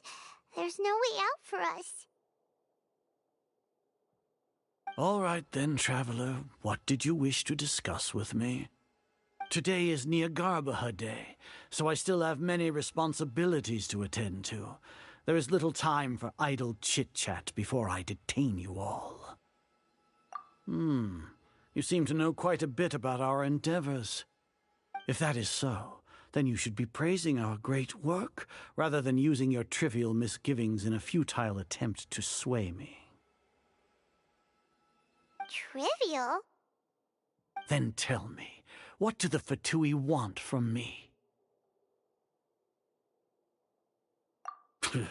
Worthless. Those are all completely worthless. Benefits, divine power. These materialistic words do nothing but debase our great work. Creating a god. Yes, we are using human wisdom to create a god. If humanity cannot attain omniscience and omnipotence, then we shall create a god to reveal them. This is the pinnacle of human wisdom. We shall regain a god's guidance at long last.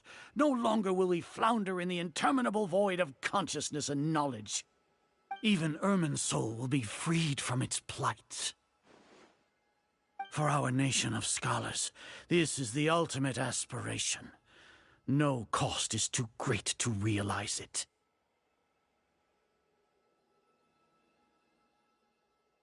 You will never understand the rapture of having a god be born within your very hands. With your degree of knowledge, you cannot even comprehend such an emotion. Gods exist on a plane that far eclipses humanity's. Lesser Lord Kusanali, what can she even do? Care for the people?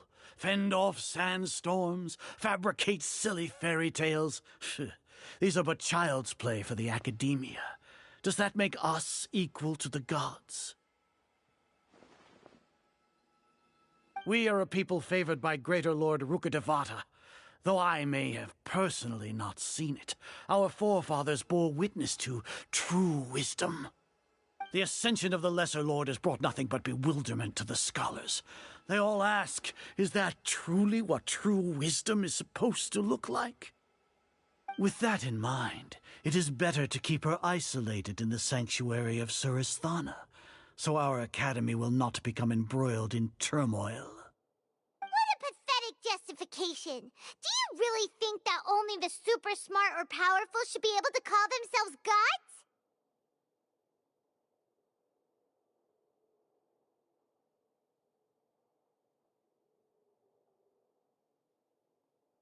As per your judgment, Grand Sage, they are indeed dangerous individuals. Not only are they acting against the Academia, but their ideologies have the potential to lead scholars astray. Looks like there really was merit in my assignment. Hatham? Are you talking about us? Anyway, I've brought them to the Academia as ordered, but it took some time and trouble. Oh, that reminds me. Here's the investigation report you had requested. It's a summary of my time spent with the Traveler, an array of information about him ready for your perusal. Oh, Hatham! So you're still on the Academia's side! We finally started to trust you!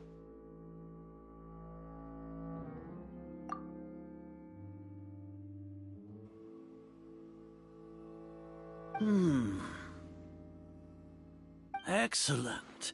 Detailed contents with no errors. I would expect nothing less than an immaculate report from the scribe. As it is Niagarbha Day, I'll enter the information on you into the Akasha. Surely you know what that means. We'll be monitored, just like Sino. With the Akasha's calculation prowess, all of your actions will be predicted with an accuracy of at least 98%. Furthermore, your data will be updated in real time whenever new information presents itself. To put it into words you can understand, wherever you go, you will be walking under an invisible leash. This is Sumeru's greatest penalty for dishonest persons. Are you not familiar with the concept that great responsibility begets an equally great suspicion? In any case, you are Sumeru's most concerning external variable. Locking you down will greatly decrease the chance of any undesirable outcomes coming to pass. You're despicable! Despicable? Perhaps from your perspective, but I suppose you had mentally prepared yourselves for this, no? Your ploy was to sacrifice the Traveler here, was it not? Lord Azar, I know what you're trying to say, but I've been following your plan this entire time. Why are you doubting me at this juncture? Must I delineate your entire plan? Very well. I will spell things out. First off, I received an eyewitness report that you were spotted with the Traveler at Caravan Ribat. However, you immediately departed for the desert and escaped surveillance range. Judging by the time, you all likely encountered the truant General Mahamatra in the desert. Am I correct? Maybe Paimon shouldn't have mentioned Sino just now. The Academia had not received correspondence from its scribe for a prolonged time. You were also in the company of the Traveler, a close associate of Lesser Lord Kusanali and General Mahamatra Sino, who had defected from the Academia. With their instigation, what was the probability that you would betray the Academia? Rationally speaking, 50%? 70%? What do you think? Regardless, that's only a guess. The facts are that I've brought the Traveler right before you, and I gave you my report. Indeed, your boldness deserves praise. To think that despite status as an outlander, the Traveler is still willing to sacrifice for the sake of your plan. If I'm correct, you have a contingency plan to save Lesser Lord Kusanali and ruin our great work. Sneak into the Academia on Nia Garbaha Day, using Alhaitham's status as the scribe, for there is a good chance that an opportunity to save the Lesser Lord will arise. Should your intentions be discovered, Alhaitham will turn traitor and sacrifice the Traveler, thus proving his innocence. He can then stay inside the Academia and continue searching for a way to proceed forward. As for Sino, according to the Akasha's calculations, he will soon return to the Academia and confront me in person. I suppose this is also a part of your plan?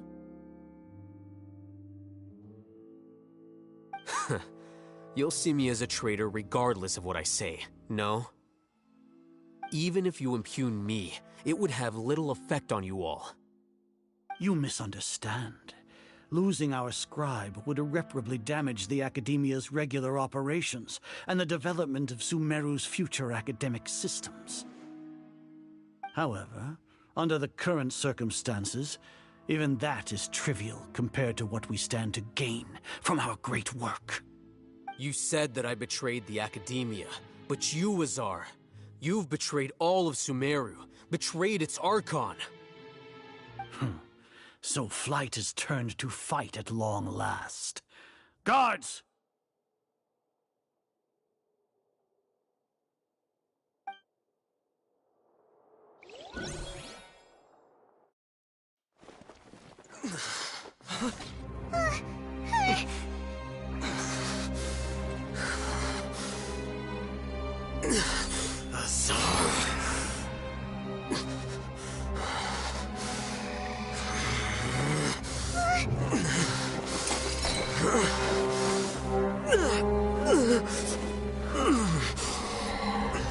Well, what do we have here?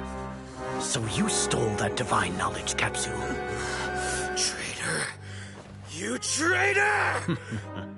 Even the most rational scholar will yearn for the power of a god in a moment of desperation. Aren't you doing the exact same thing as me, Alhaitham? Unfortunately for you, no god will lend you their power. Azar!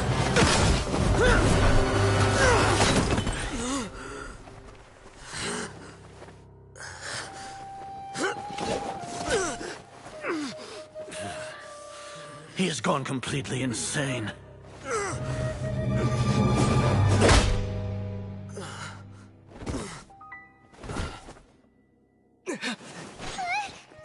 Take him to the Matra and exile him to Aru village. Then find someone to take these two to the confinement room. I'll deal with them later. Grand Sage, we've finished all required preparations for Nyagarbha Day. We may begin to enter the capsules now. Excellent. You may begin.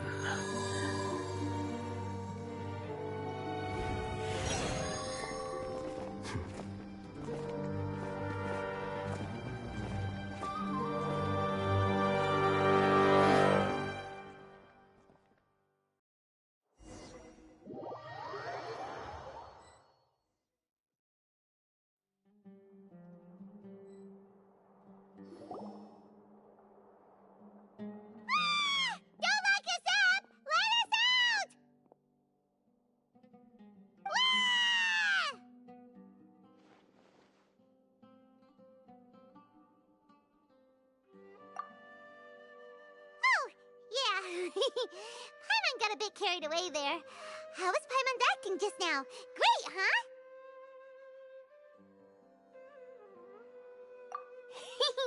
Everything's going according to plan so far.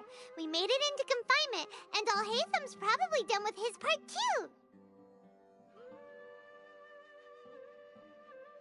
We even managed to trick Grand Sage Azar.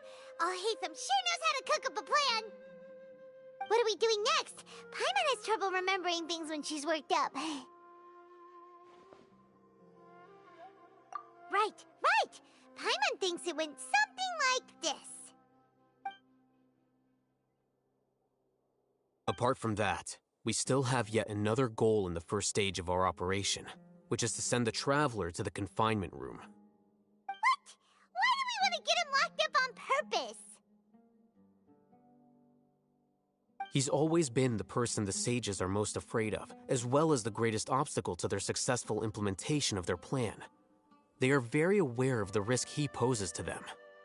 Once the Traveler is imprisoned, the sages will likely think that everything is under control. And with their guard down, the next phase of our plan will have a much higher chance of success. I can already see the pompous looks on their faces. Oh, that's a super tricky plan. But Paimon still thinks it's not really worth it. That isn't the only reason, of course. He has a more important task once he's in confinement. According to the Academia scholars in Ramon's custody, Lesser Lord Kusanali has sealed off her consciousness in the Akasha ever since she was captured by the Doctor. That way, they can't pry any more information from her. Even if we break into the sanctuary of Surasthana, it will take time to awaken Lesser Lord Kusanali's consciousness. We need to do that in advance. So our job is to wake up Nahida! Okay, totally worth getting thrown in jail for. The confinement room is inside the Academia, close to the sanctuary of Surasthana. It's a completely enclosed space, and you won't be receiving any visitors. I'll work with Ramon's scholars to make some modifications to your Akasha terminal. Once you're in, get as close as you can to Lesser Lord Kusanali and try to connect to her consciousness. However, as for whether she'll actually wake up, that will depend on our luck.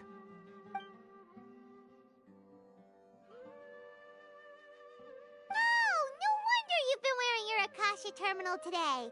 It's the one that Al-Haytham modified. Paimon thought they'd take our Akasha terminals when they locked us up in here.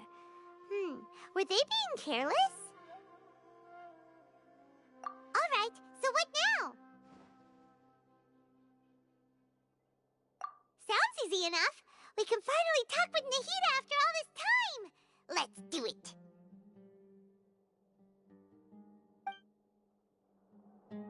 There's a light flashing on your Akasha terminal. It's almost like... the faster it blinks, the better the signal.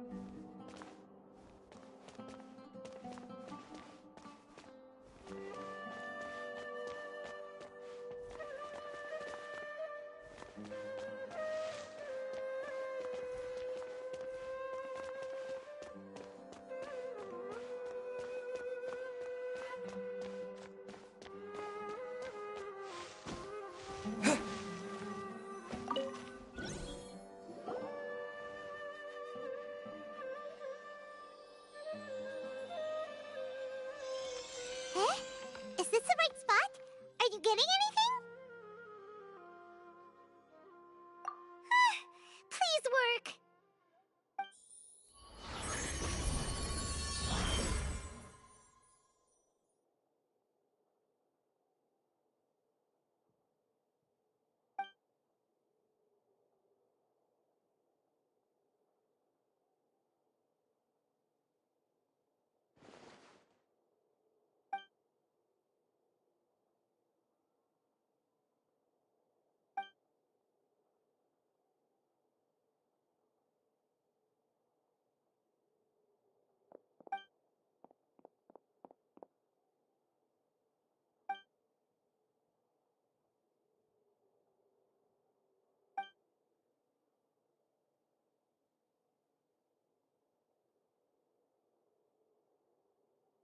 Nahida!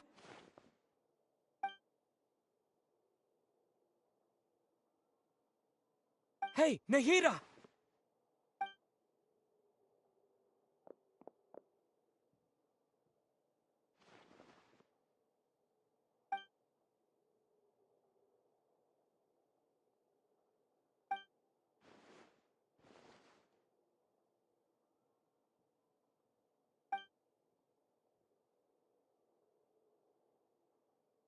When did it first start? Oh, right.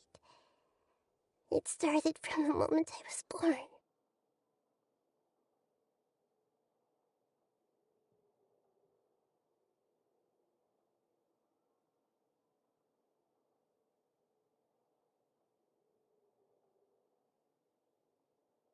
I want to become a worthy Archon. So I've kept studying. Kept listening to my people and their hearts. Kept looking for a way to save Irminsul. So I can catch up. Catch up to Greater Lord Rukkhadevata. But I'm stuck in the sanctuary of Surasthana. The sages are creating a god to replace me. And I'm forced to lock my consciousness in this boundless darkness. Nahida!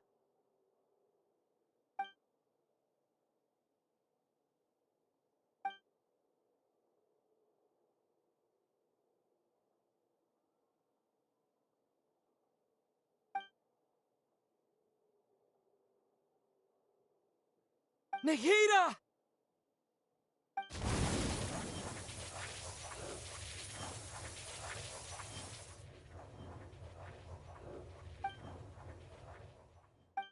It's so quiet here. Now that I think of it, I don't think I've ever actually listened to my own inner voice. Do Archons have them? Should Archons have them? Have I been doing the right thing? Am I really not needed? How do I really feel about all of this? It's so quiet here. Since you're the god of wisdom, you've known the answers to all these questions since the very beginning, haven't you? Who are you? Whose voice is that? It sounds familiar. You're right, though. I won't ignore my own voice anymore.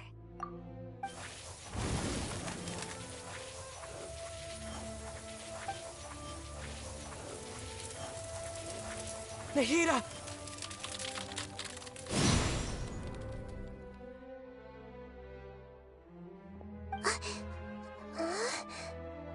Nahida?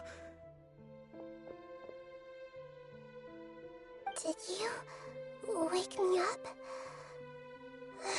Thank you. Why are you here? We're here to rescue you. Are you alright? I'm fine. It's just... when I think of everything that's happened to me, I feel really angry now.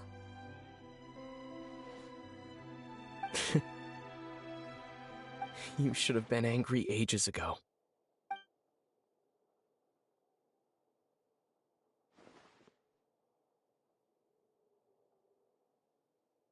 Huh?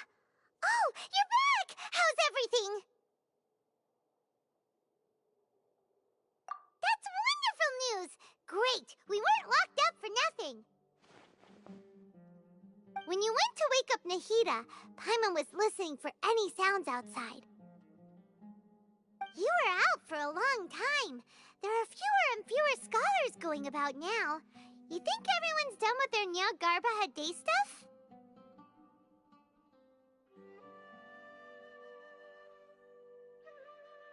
Yep, so that means our next act is Nilou's performance!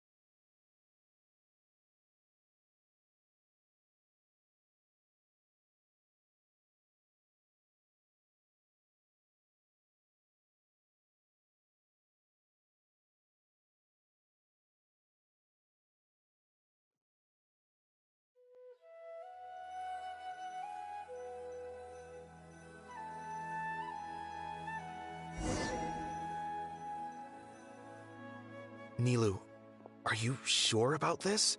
You're taking such a great risk for them. I'm sure, and I'm going. You know that I don't like to pass up any opportunity to dance, and this one is especially important. All right. You seem to have a lot of trust in them, so I won't say more on the subject. But if anything happens, the few of us here may not be able to help you. Don't worry. They've been through worse. Everything's going to be fine. All right. You know, if you really do get arrested, we'll do everything we can to get you back. Be careful, even if it's only for our sakes. Thanks, Mr. Zubair. You're so very kind.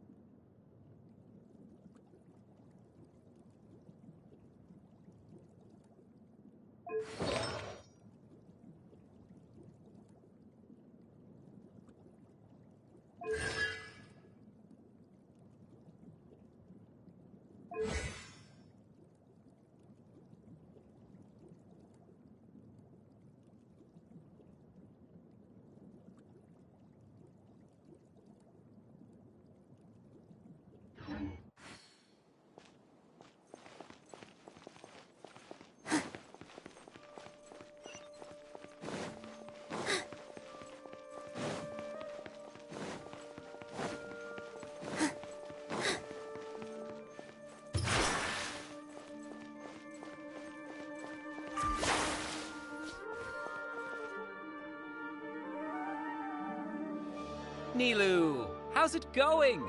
Nervous? Definitely more than usual. But it's because I'm worried I won't dance well enough. It's okay. Just focus on your performance. We'll take care of everything else. You sure know how to talk. Taking all the credit, even though we came here together to help out. Well, thank you both. I'll have to treat you to a meal after all this ends. I really, really appreciate all of your help. Ooh, that sounds great. Ha! How can we say no to that? All right, let's get back to business. Nilou, we'll be here to keep people from going to the Academia so they don't interrupt your performance. I was planning on telling them something like, the Academia has been conducting a weird experiment, and some of their test subjects escaped. It's really dangerous there, so stay away. Oh, you couldn't think of anything better? Oh well, I guess it does sound like something the Academia would do. I think it sounds great. I'm counting on you guys. Don't worry, it'll be a piece of cake.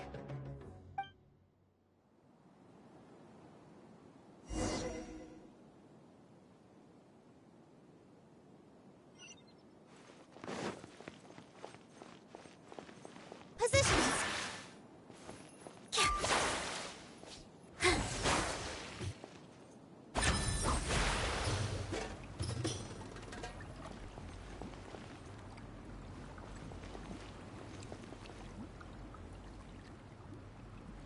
Hey, Nilou!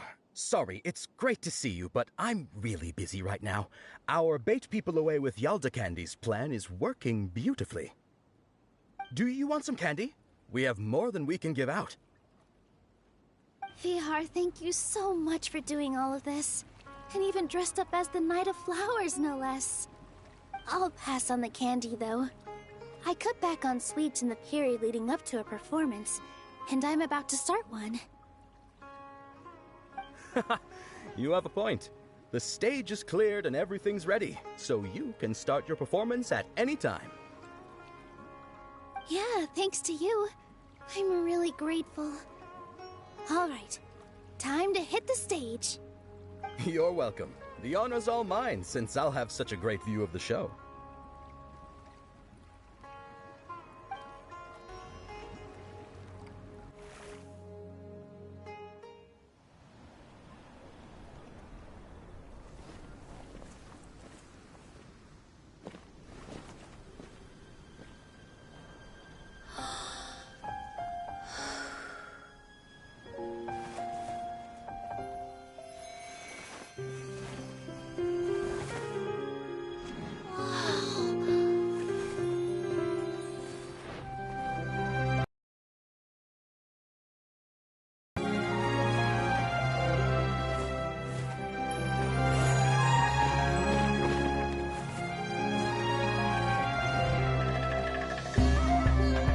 I've never seen a performance like this.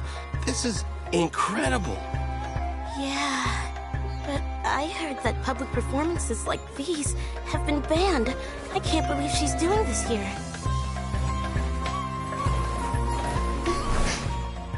Grand Sage, there's some commotion outside. How uninteresting. Issue the new Prohibition Act from the Akasha to the guards. They'll know what to do.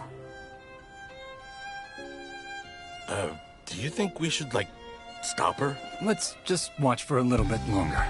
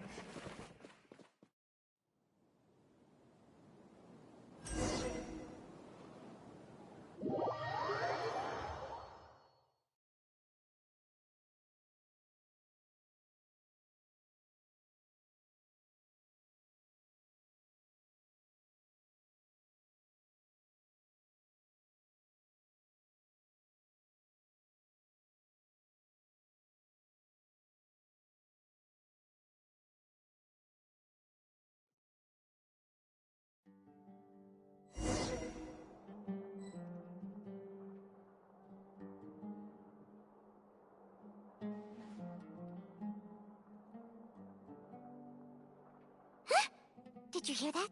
It sounds like a lot of guards just ran by. Does this mean the plan has moved on to the next stage? Yep. It's great that everything seems to be going well. Come to think of it, when did Alhaitham replace the knowledge capsule that was about to be entered into the Akasha? Oh, so that's when he did it! Paimon was too nervous to notice. Speaking of, didn't Alhaitham also yoink the divine knowledge capsule from that mercenary leader in Port Ormos when everyone else was distracted? It's a time-tested trick of his. Why are we complimenting him? Yeah, he's smart and all, but he still makes Paimon's blood boil. Let's review our plan for this stage again. It's not like we have anything else to do right now anyway, and it'll help us feel more confident. Paimon remembers that Nilou's task was supposed to go a bit like this. Now that Lesser Lord Kusanali's consciousness has been forcefully sealed, the core figures of the Academia and their guards have started to wear their Akasha terminals again. With the Doctor's technological support, they think they have nothing to fear. How despicable of them to rely on such a person. But this is also our chance. I was originally asked to draft the knowledge capsule for the Artistic Performances Prohibition Act when I was still at the Academia. It should be on the Grand Sage's desk right now, and will be entered into the Akasha during the next Nyargarbaha Day. Are they really going to stop all artistic performances? That's horrible! I'll make an identical knowledge capsule, but this time, I'll smuggle some misleading information into it. We only need to find an opportunity to switch the capsules. Once it's been entered into the Akasha on Nyargarbaha Day, if someone were to be seen performing in public, the sages would definitely use that opportunity to announce the ban, and so the misleading information will be disseminated amongst the guards. Sure sounds complicated, but it seems like if everything goes well, we'll be able to get rid of all the guards in the Academia without any effort. That's pretty clever, getting right into their heads. I just have one question. Even if we manage to get the misleading info out to the guards, how can we be sure that they'll believe it? People who are used to relying on the Akasha become less inquisitive, and their ability to distinguish truth from misinformation is significantly reduced. They will view everything the Akasha releases to them as the unequivocal truth. The Akasha will turn humans into machines. I've seen it happen many times. Yikes. Good thing I didn't wear it for long when I was working in Sumeru City. At first, I thought it was a good thing, too. By the way, this plan still requires a... Nilu of Zubair Theater. I know her really well. We can trust her. I'm kinda hesitant to ask her to participate in a dangerous plan like this, but we can ask her in person. All right. After the guards in the Academia are gone, then it'll be time for me and my stowaway brothers to shine.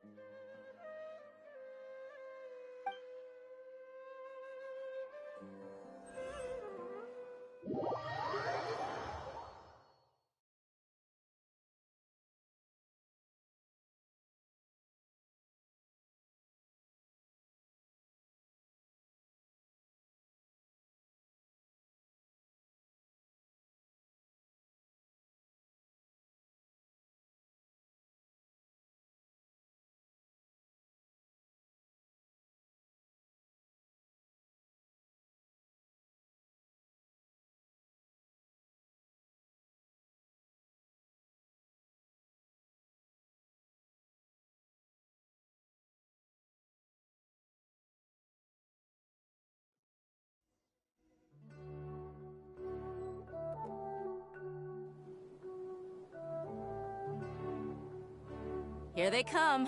Did you see that, Raman? They came out from the Academia in droves.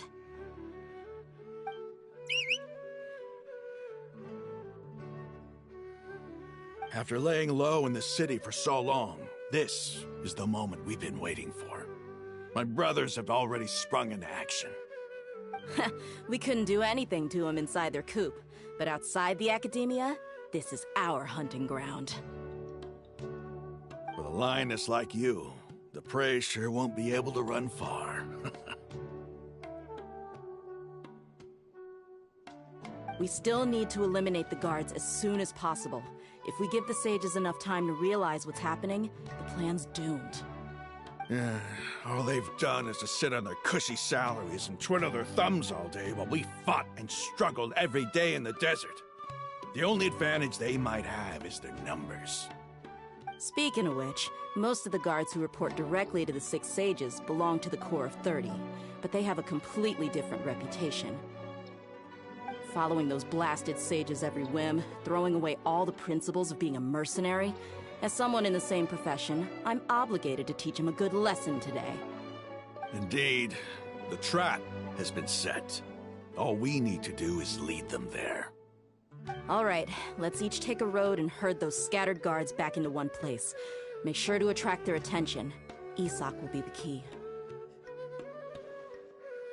You gave such an important task to that child. Will he be okay? It'll be fine. Isak was so determined to help, so let's put our faith in him. Besides, even if he's caught, the guards would be too scared to do anything to him. They've never seen Lesser Lord Kusanali in person, after all. You've got a point. Anyway, I think I see them coming. Let's head out. Good luck.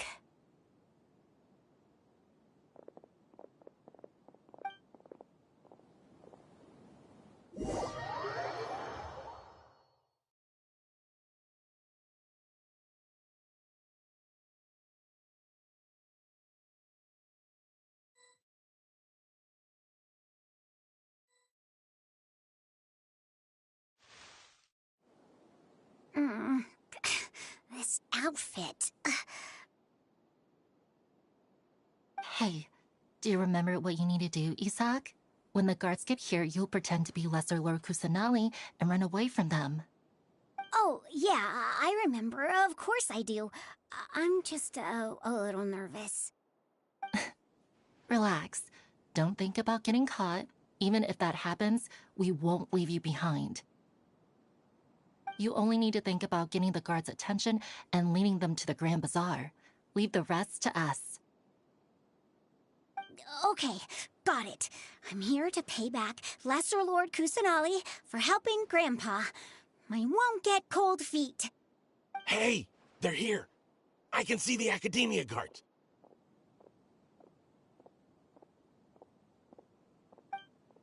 All right, it's time, Isaac. Take a deep breath and go. You can do this.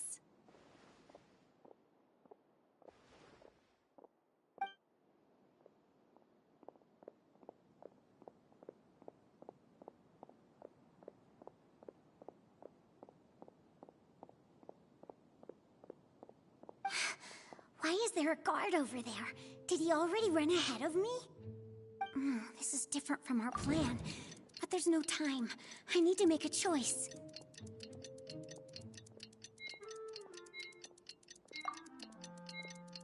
Hey, stop! I saw you! Don't try to run!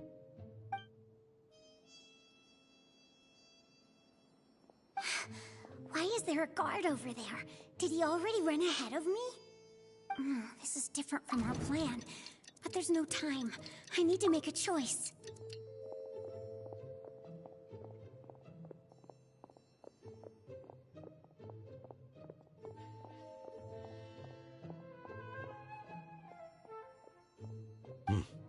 Let's have a look behind the house. What should I do next? Huh. Looks like nothing's here. A wasted time. Luckily, he didn't check behind the tree.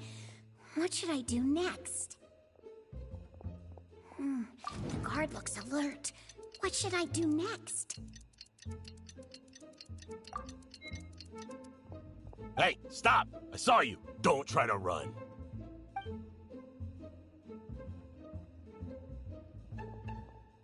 The guard looks alert. What should... Doesn't seem like anything unusual's around here. Looks like the guard finally left. I need to go.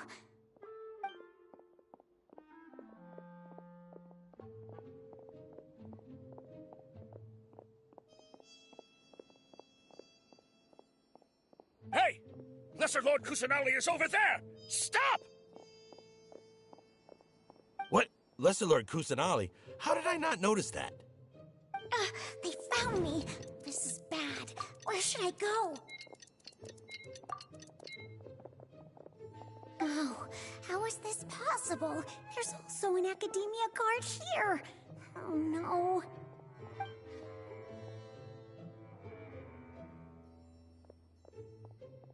Hey! Lesser Lord Kusanali is over there! Stop! What? Lesser Lord Kusanali? How did I not notice that? They found me. This is bad. Where should I go?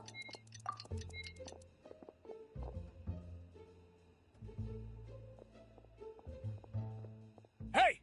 Lesser Lord Kusanali is over there! Stop! What? Lesser Lord Kusanali? How did I not notice that? They found me. This is bad. The target suspected to be Lesser Lord Kusanali has escaped into the Grand Bazaar. Assemble and arrest her!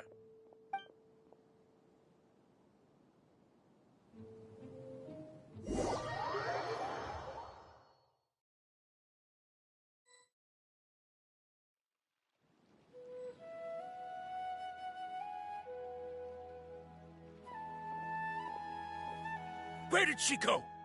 How did she disappear? Did we lose her? Hurry up and find her! Hey, why is your team here? Didn't we say to split up our search? Hurry! Hurry! This place is... Why are you all here? Yeah, isn't it one heck of a coincidence? Who are you? Did you set us up? What are you planning? Phew, that was rough. I almost got caught. Little brat? So you're not actually Lesser Lord Kusanali. Who exactly are you all? Eremites from the desert? Just some colleagues. Think of this as a business competition, or a personal grudge. After stepping into our traps, stop thinking of yourselves as hunters. Behave like the prey you are.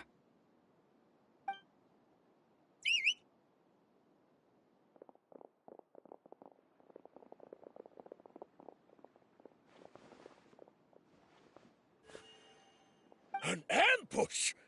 How's that possible? This is Sumeru City, but mercenaries from the desert somehow ambushed us! You've spent all your time hiding away in the academia. This place has long since become our hunting ground. Brace yourselves!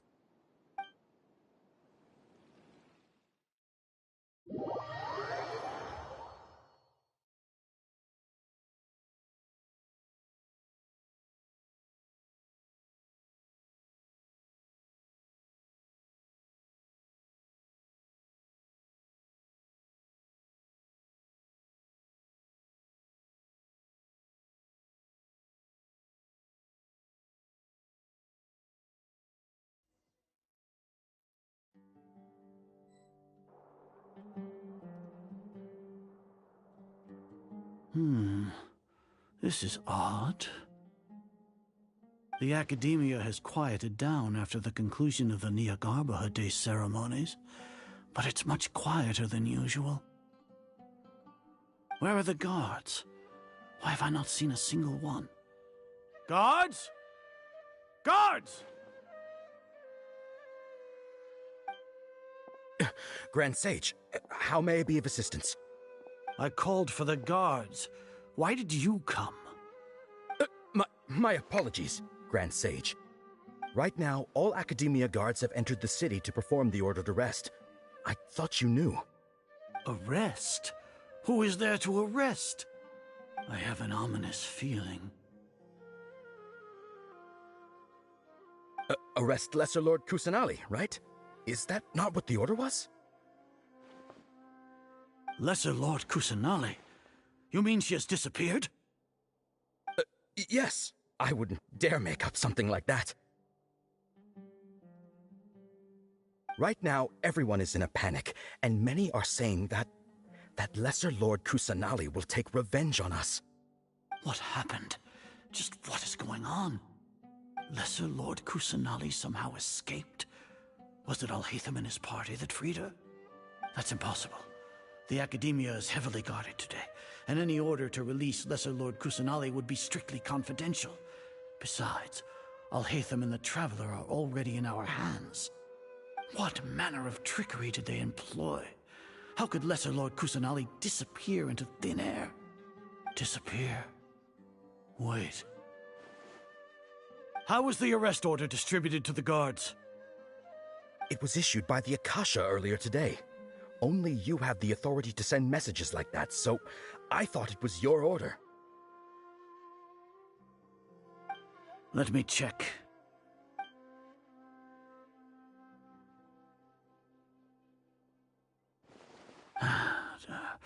Here. Lesser Lord Kusanali has escaped from the sanctuary of Surasthana. Go to the city and arrest the escapee immediately. The Akasha indeed contains this information, and it clearly appeared in my mind. How did they bypass my permissions to issue this kind of message? Was it the report about the Traveler that Alhaitham submitted? No. I specifically checked that knowledge capsule before entering it into the Akasha.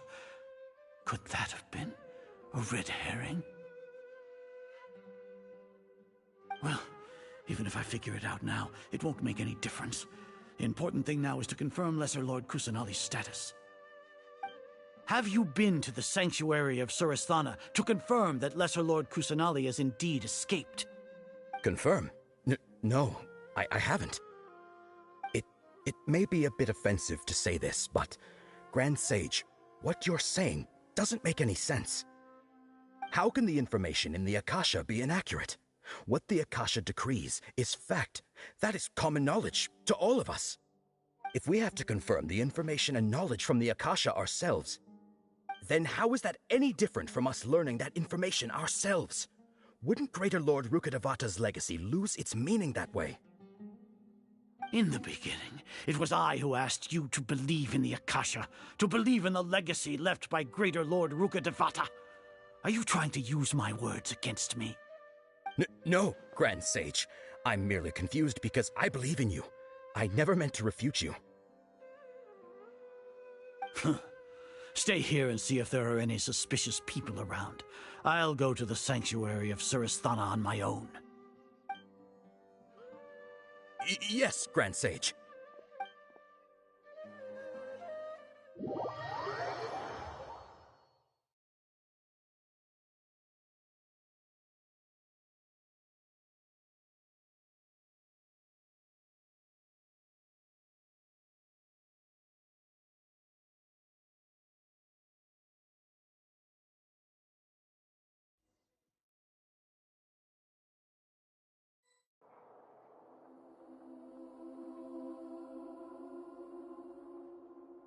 Lesser Lord Kusanali has escaped from the sanctuary of Suristhana.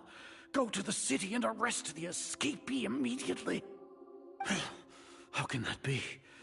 Stop thinking about it. Stop. It must be a trick of theirs. As long as I personally confirm it. Ah! Impossible. That's impossible. There must be something wrong with my eyes.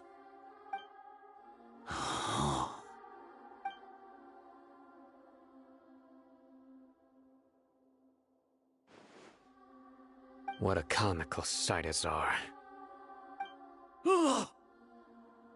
Once the Akasha has put certain thoughts into your head, even the Grand Sage can no longer see what's right in front of him. You all can only see the world in your mind, the one you think you know. And precisely because of this, you disregarded Lesser Lord Kusanali's existence. She has been a wise and worthy Archon. Sino, have you been waiting for a chance like this? The Akasha predicted that you would return to the Academia to confront me. But I didn't expect it to turn out like this. I was careless. No, you were blinded.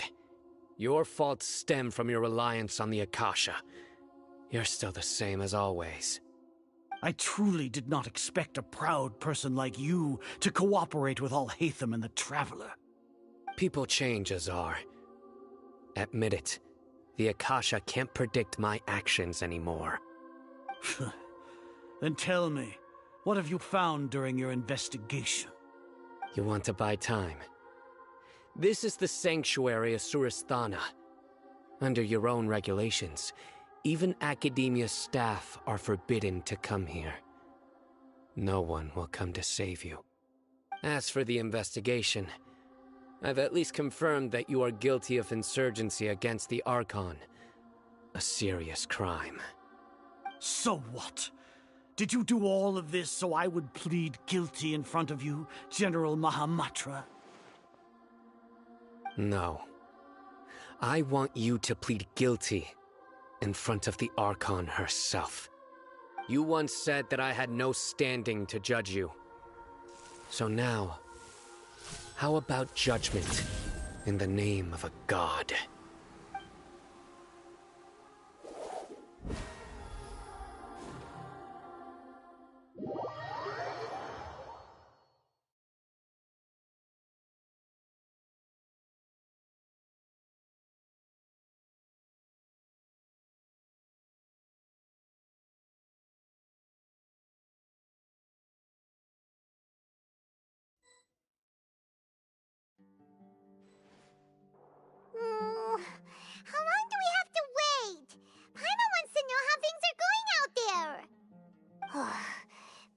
hasn't heard any sounds outside for a while.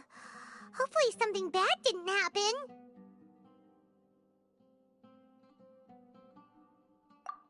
Yeah, but aren't you scared that we might be locked up in here for the rest of our lives? Thinking about it, at least Paimon has you. We could still chat like this. When Paimon thinks of Nahida being imprisoned alone in the sanctuary of Surasthana, Paimon can't help but feel sorry for her.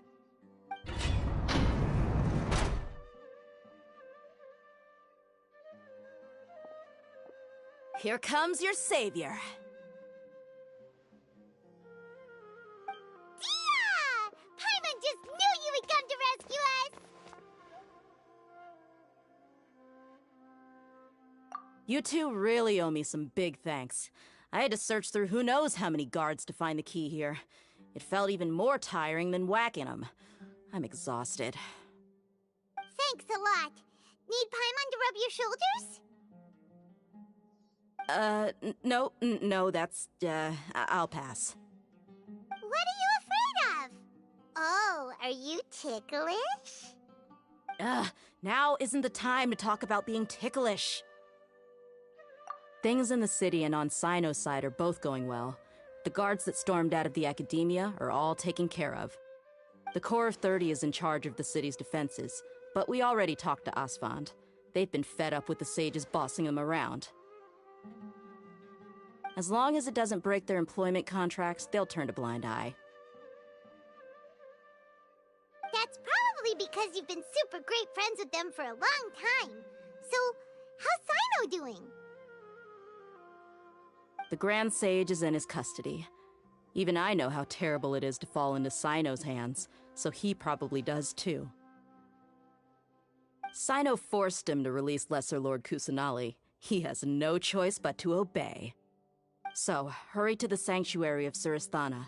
Assuming nothing weird happened, we should have already rescued our Archon.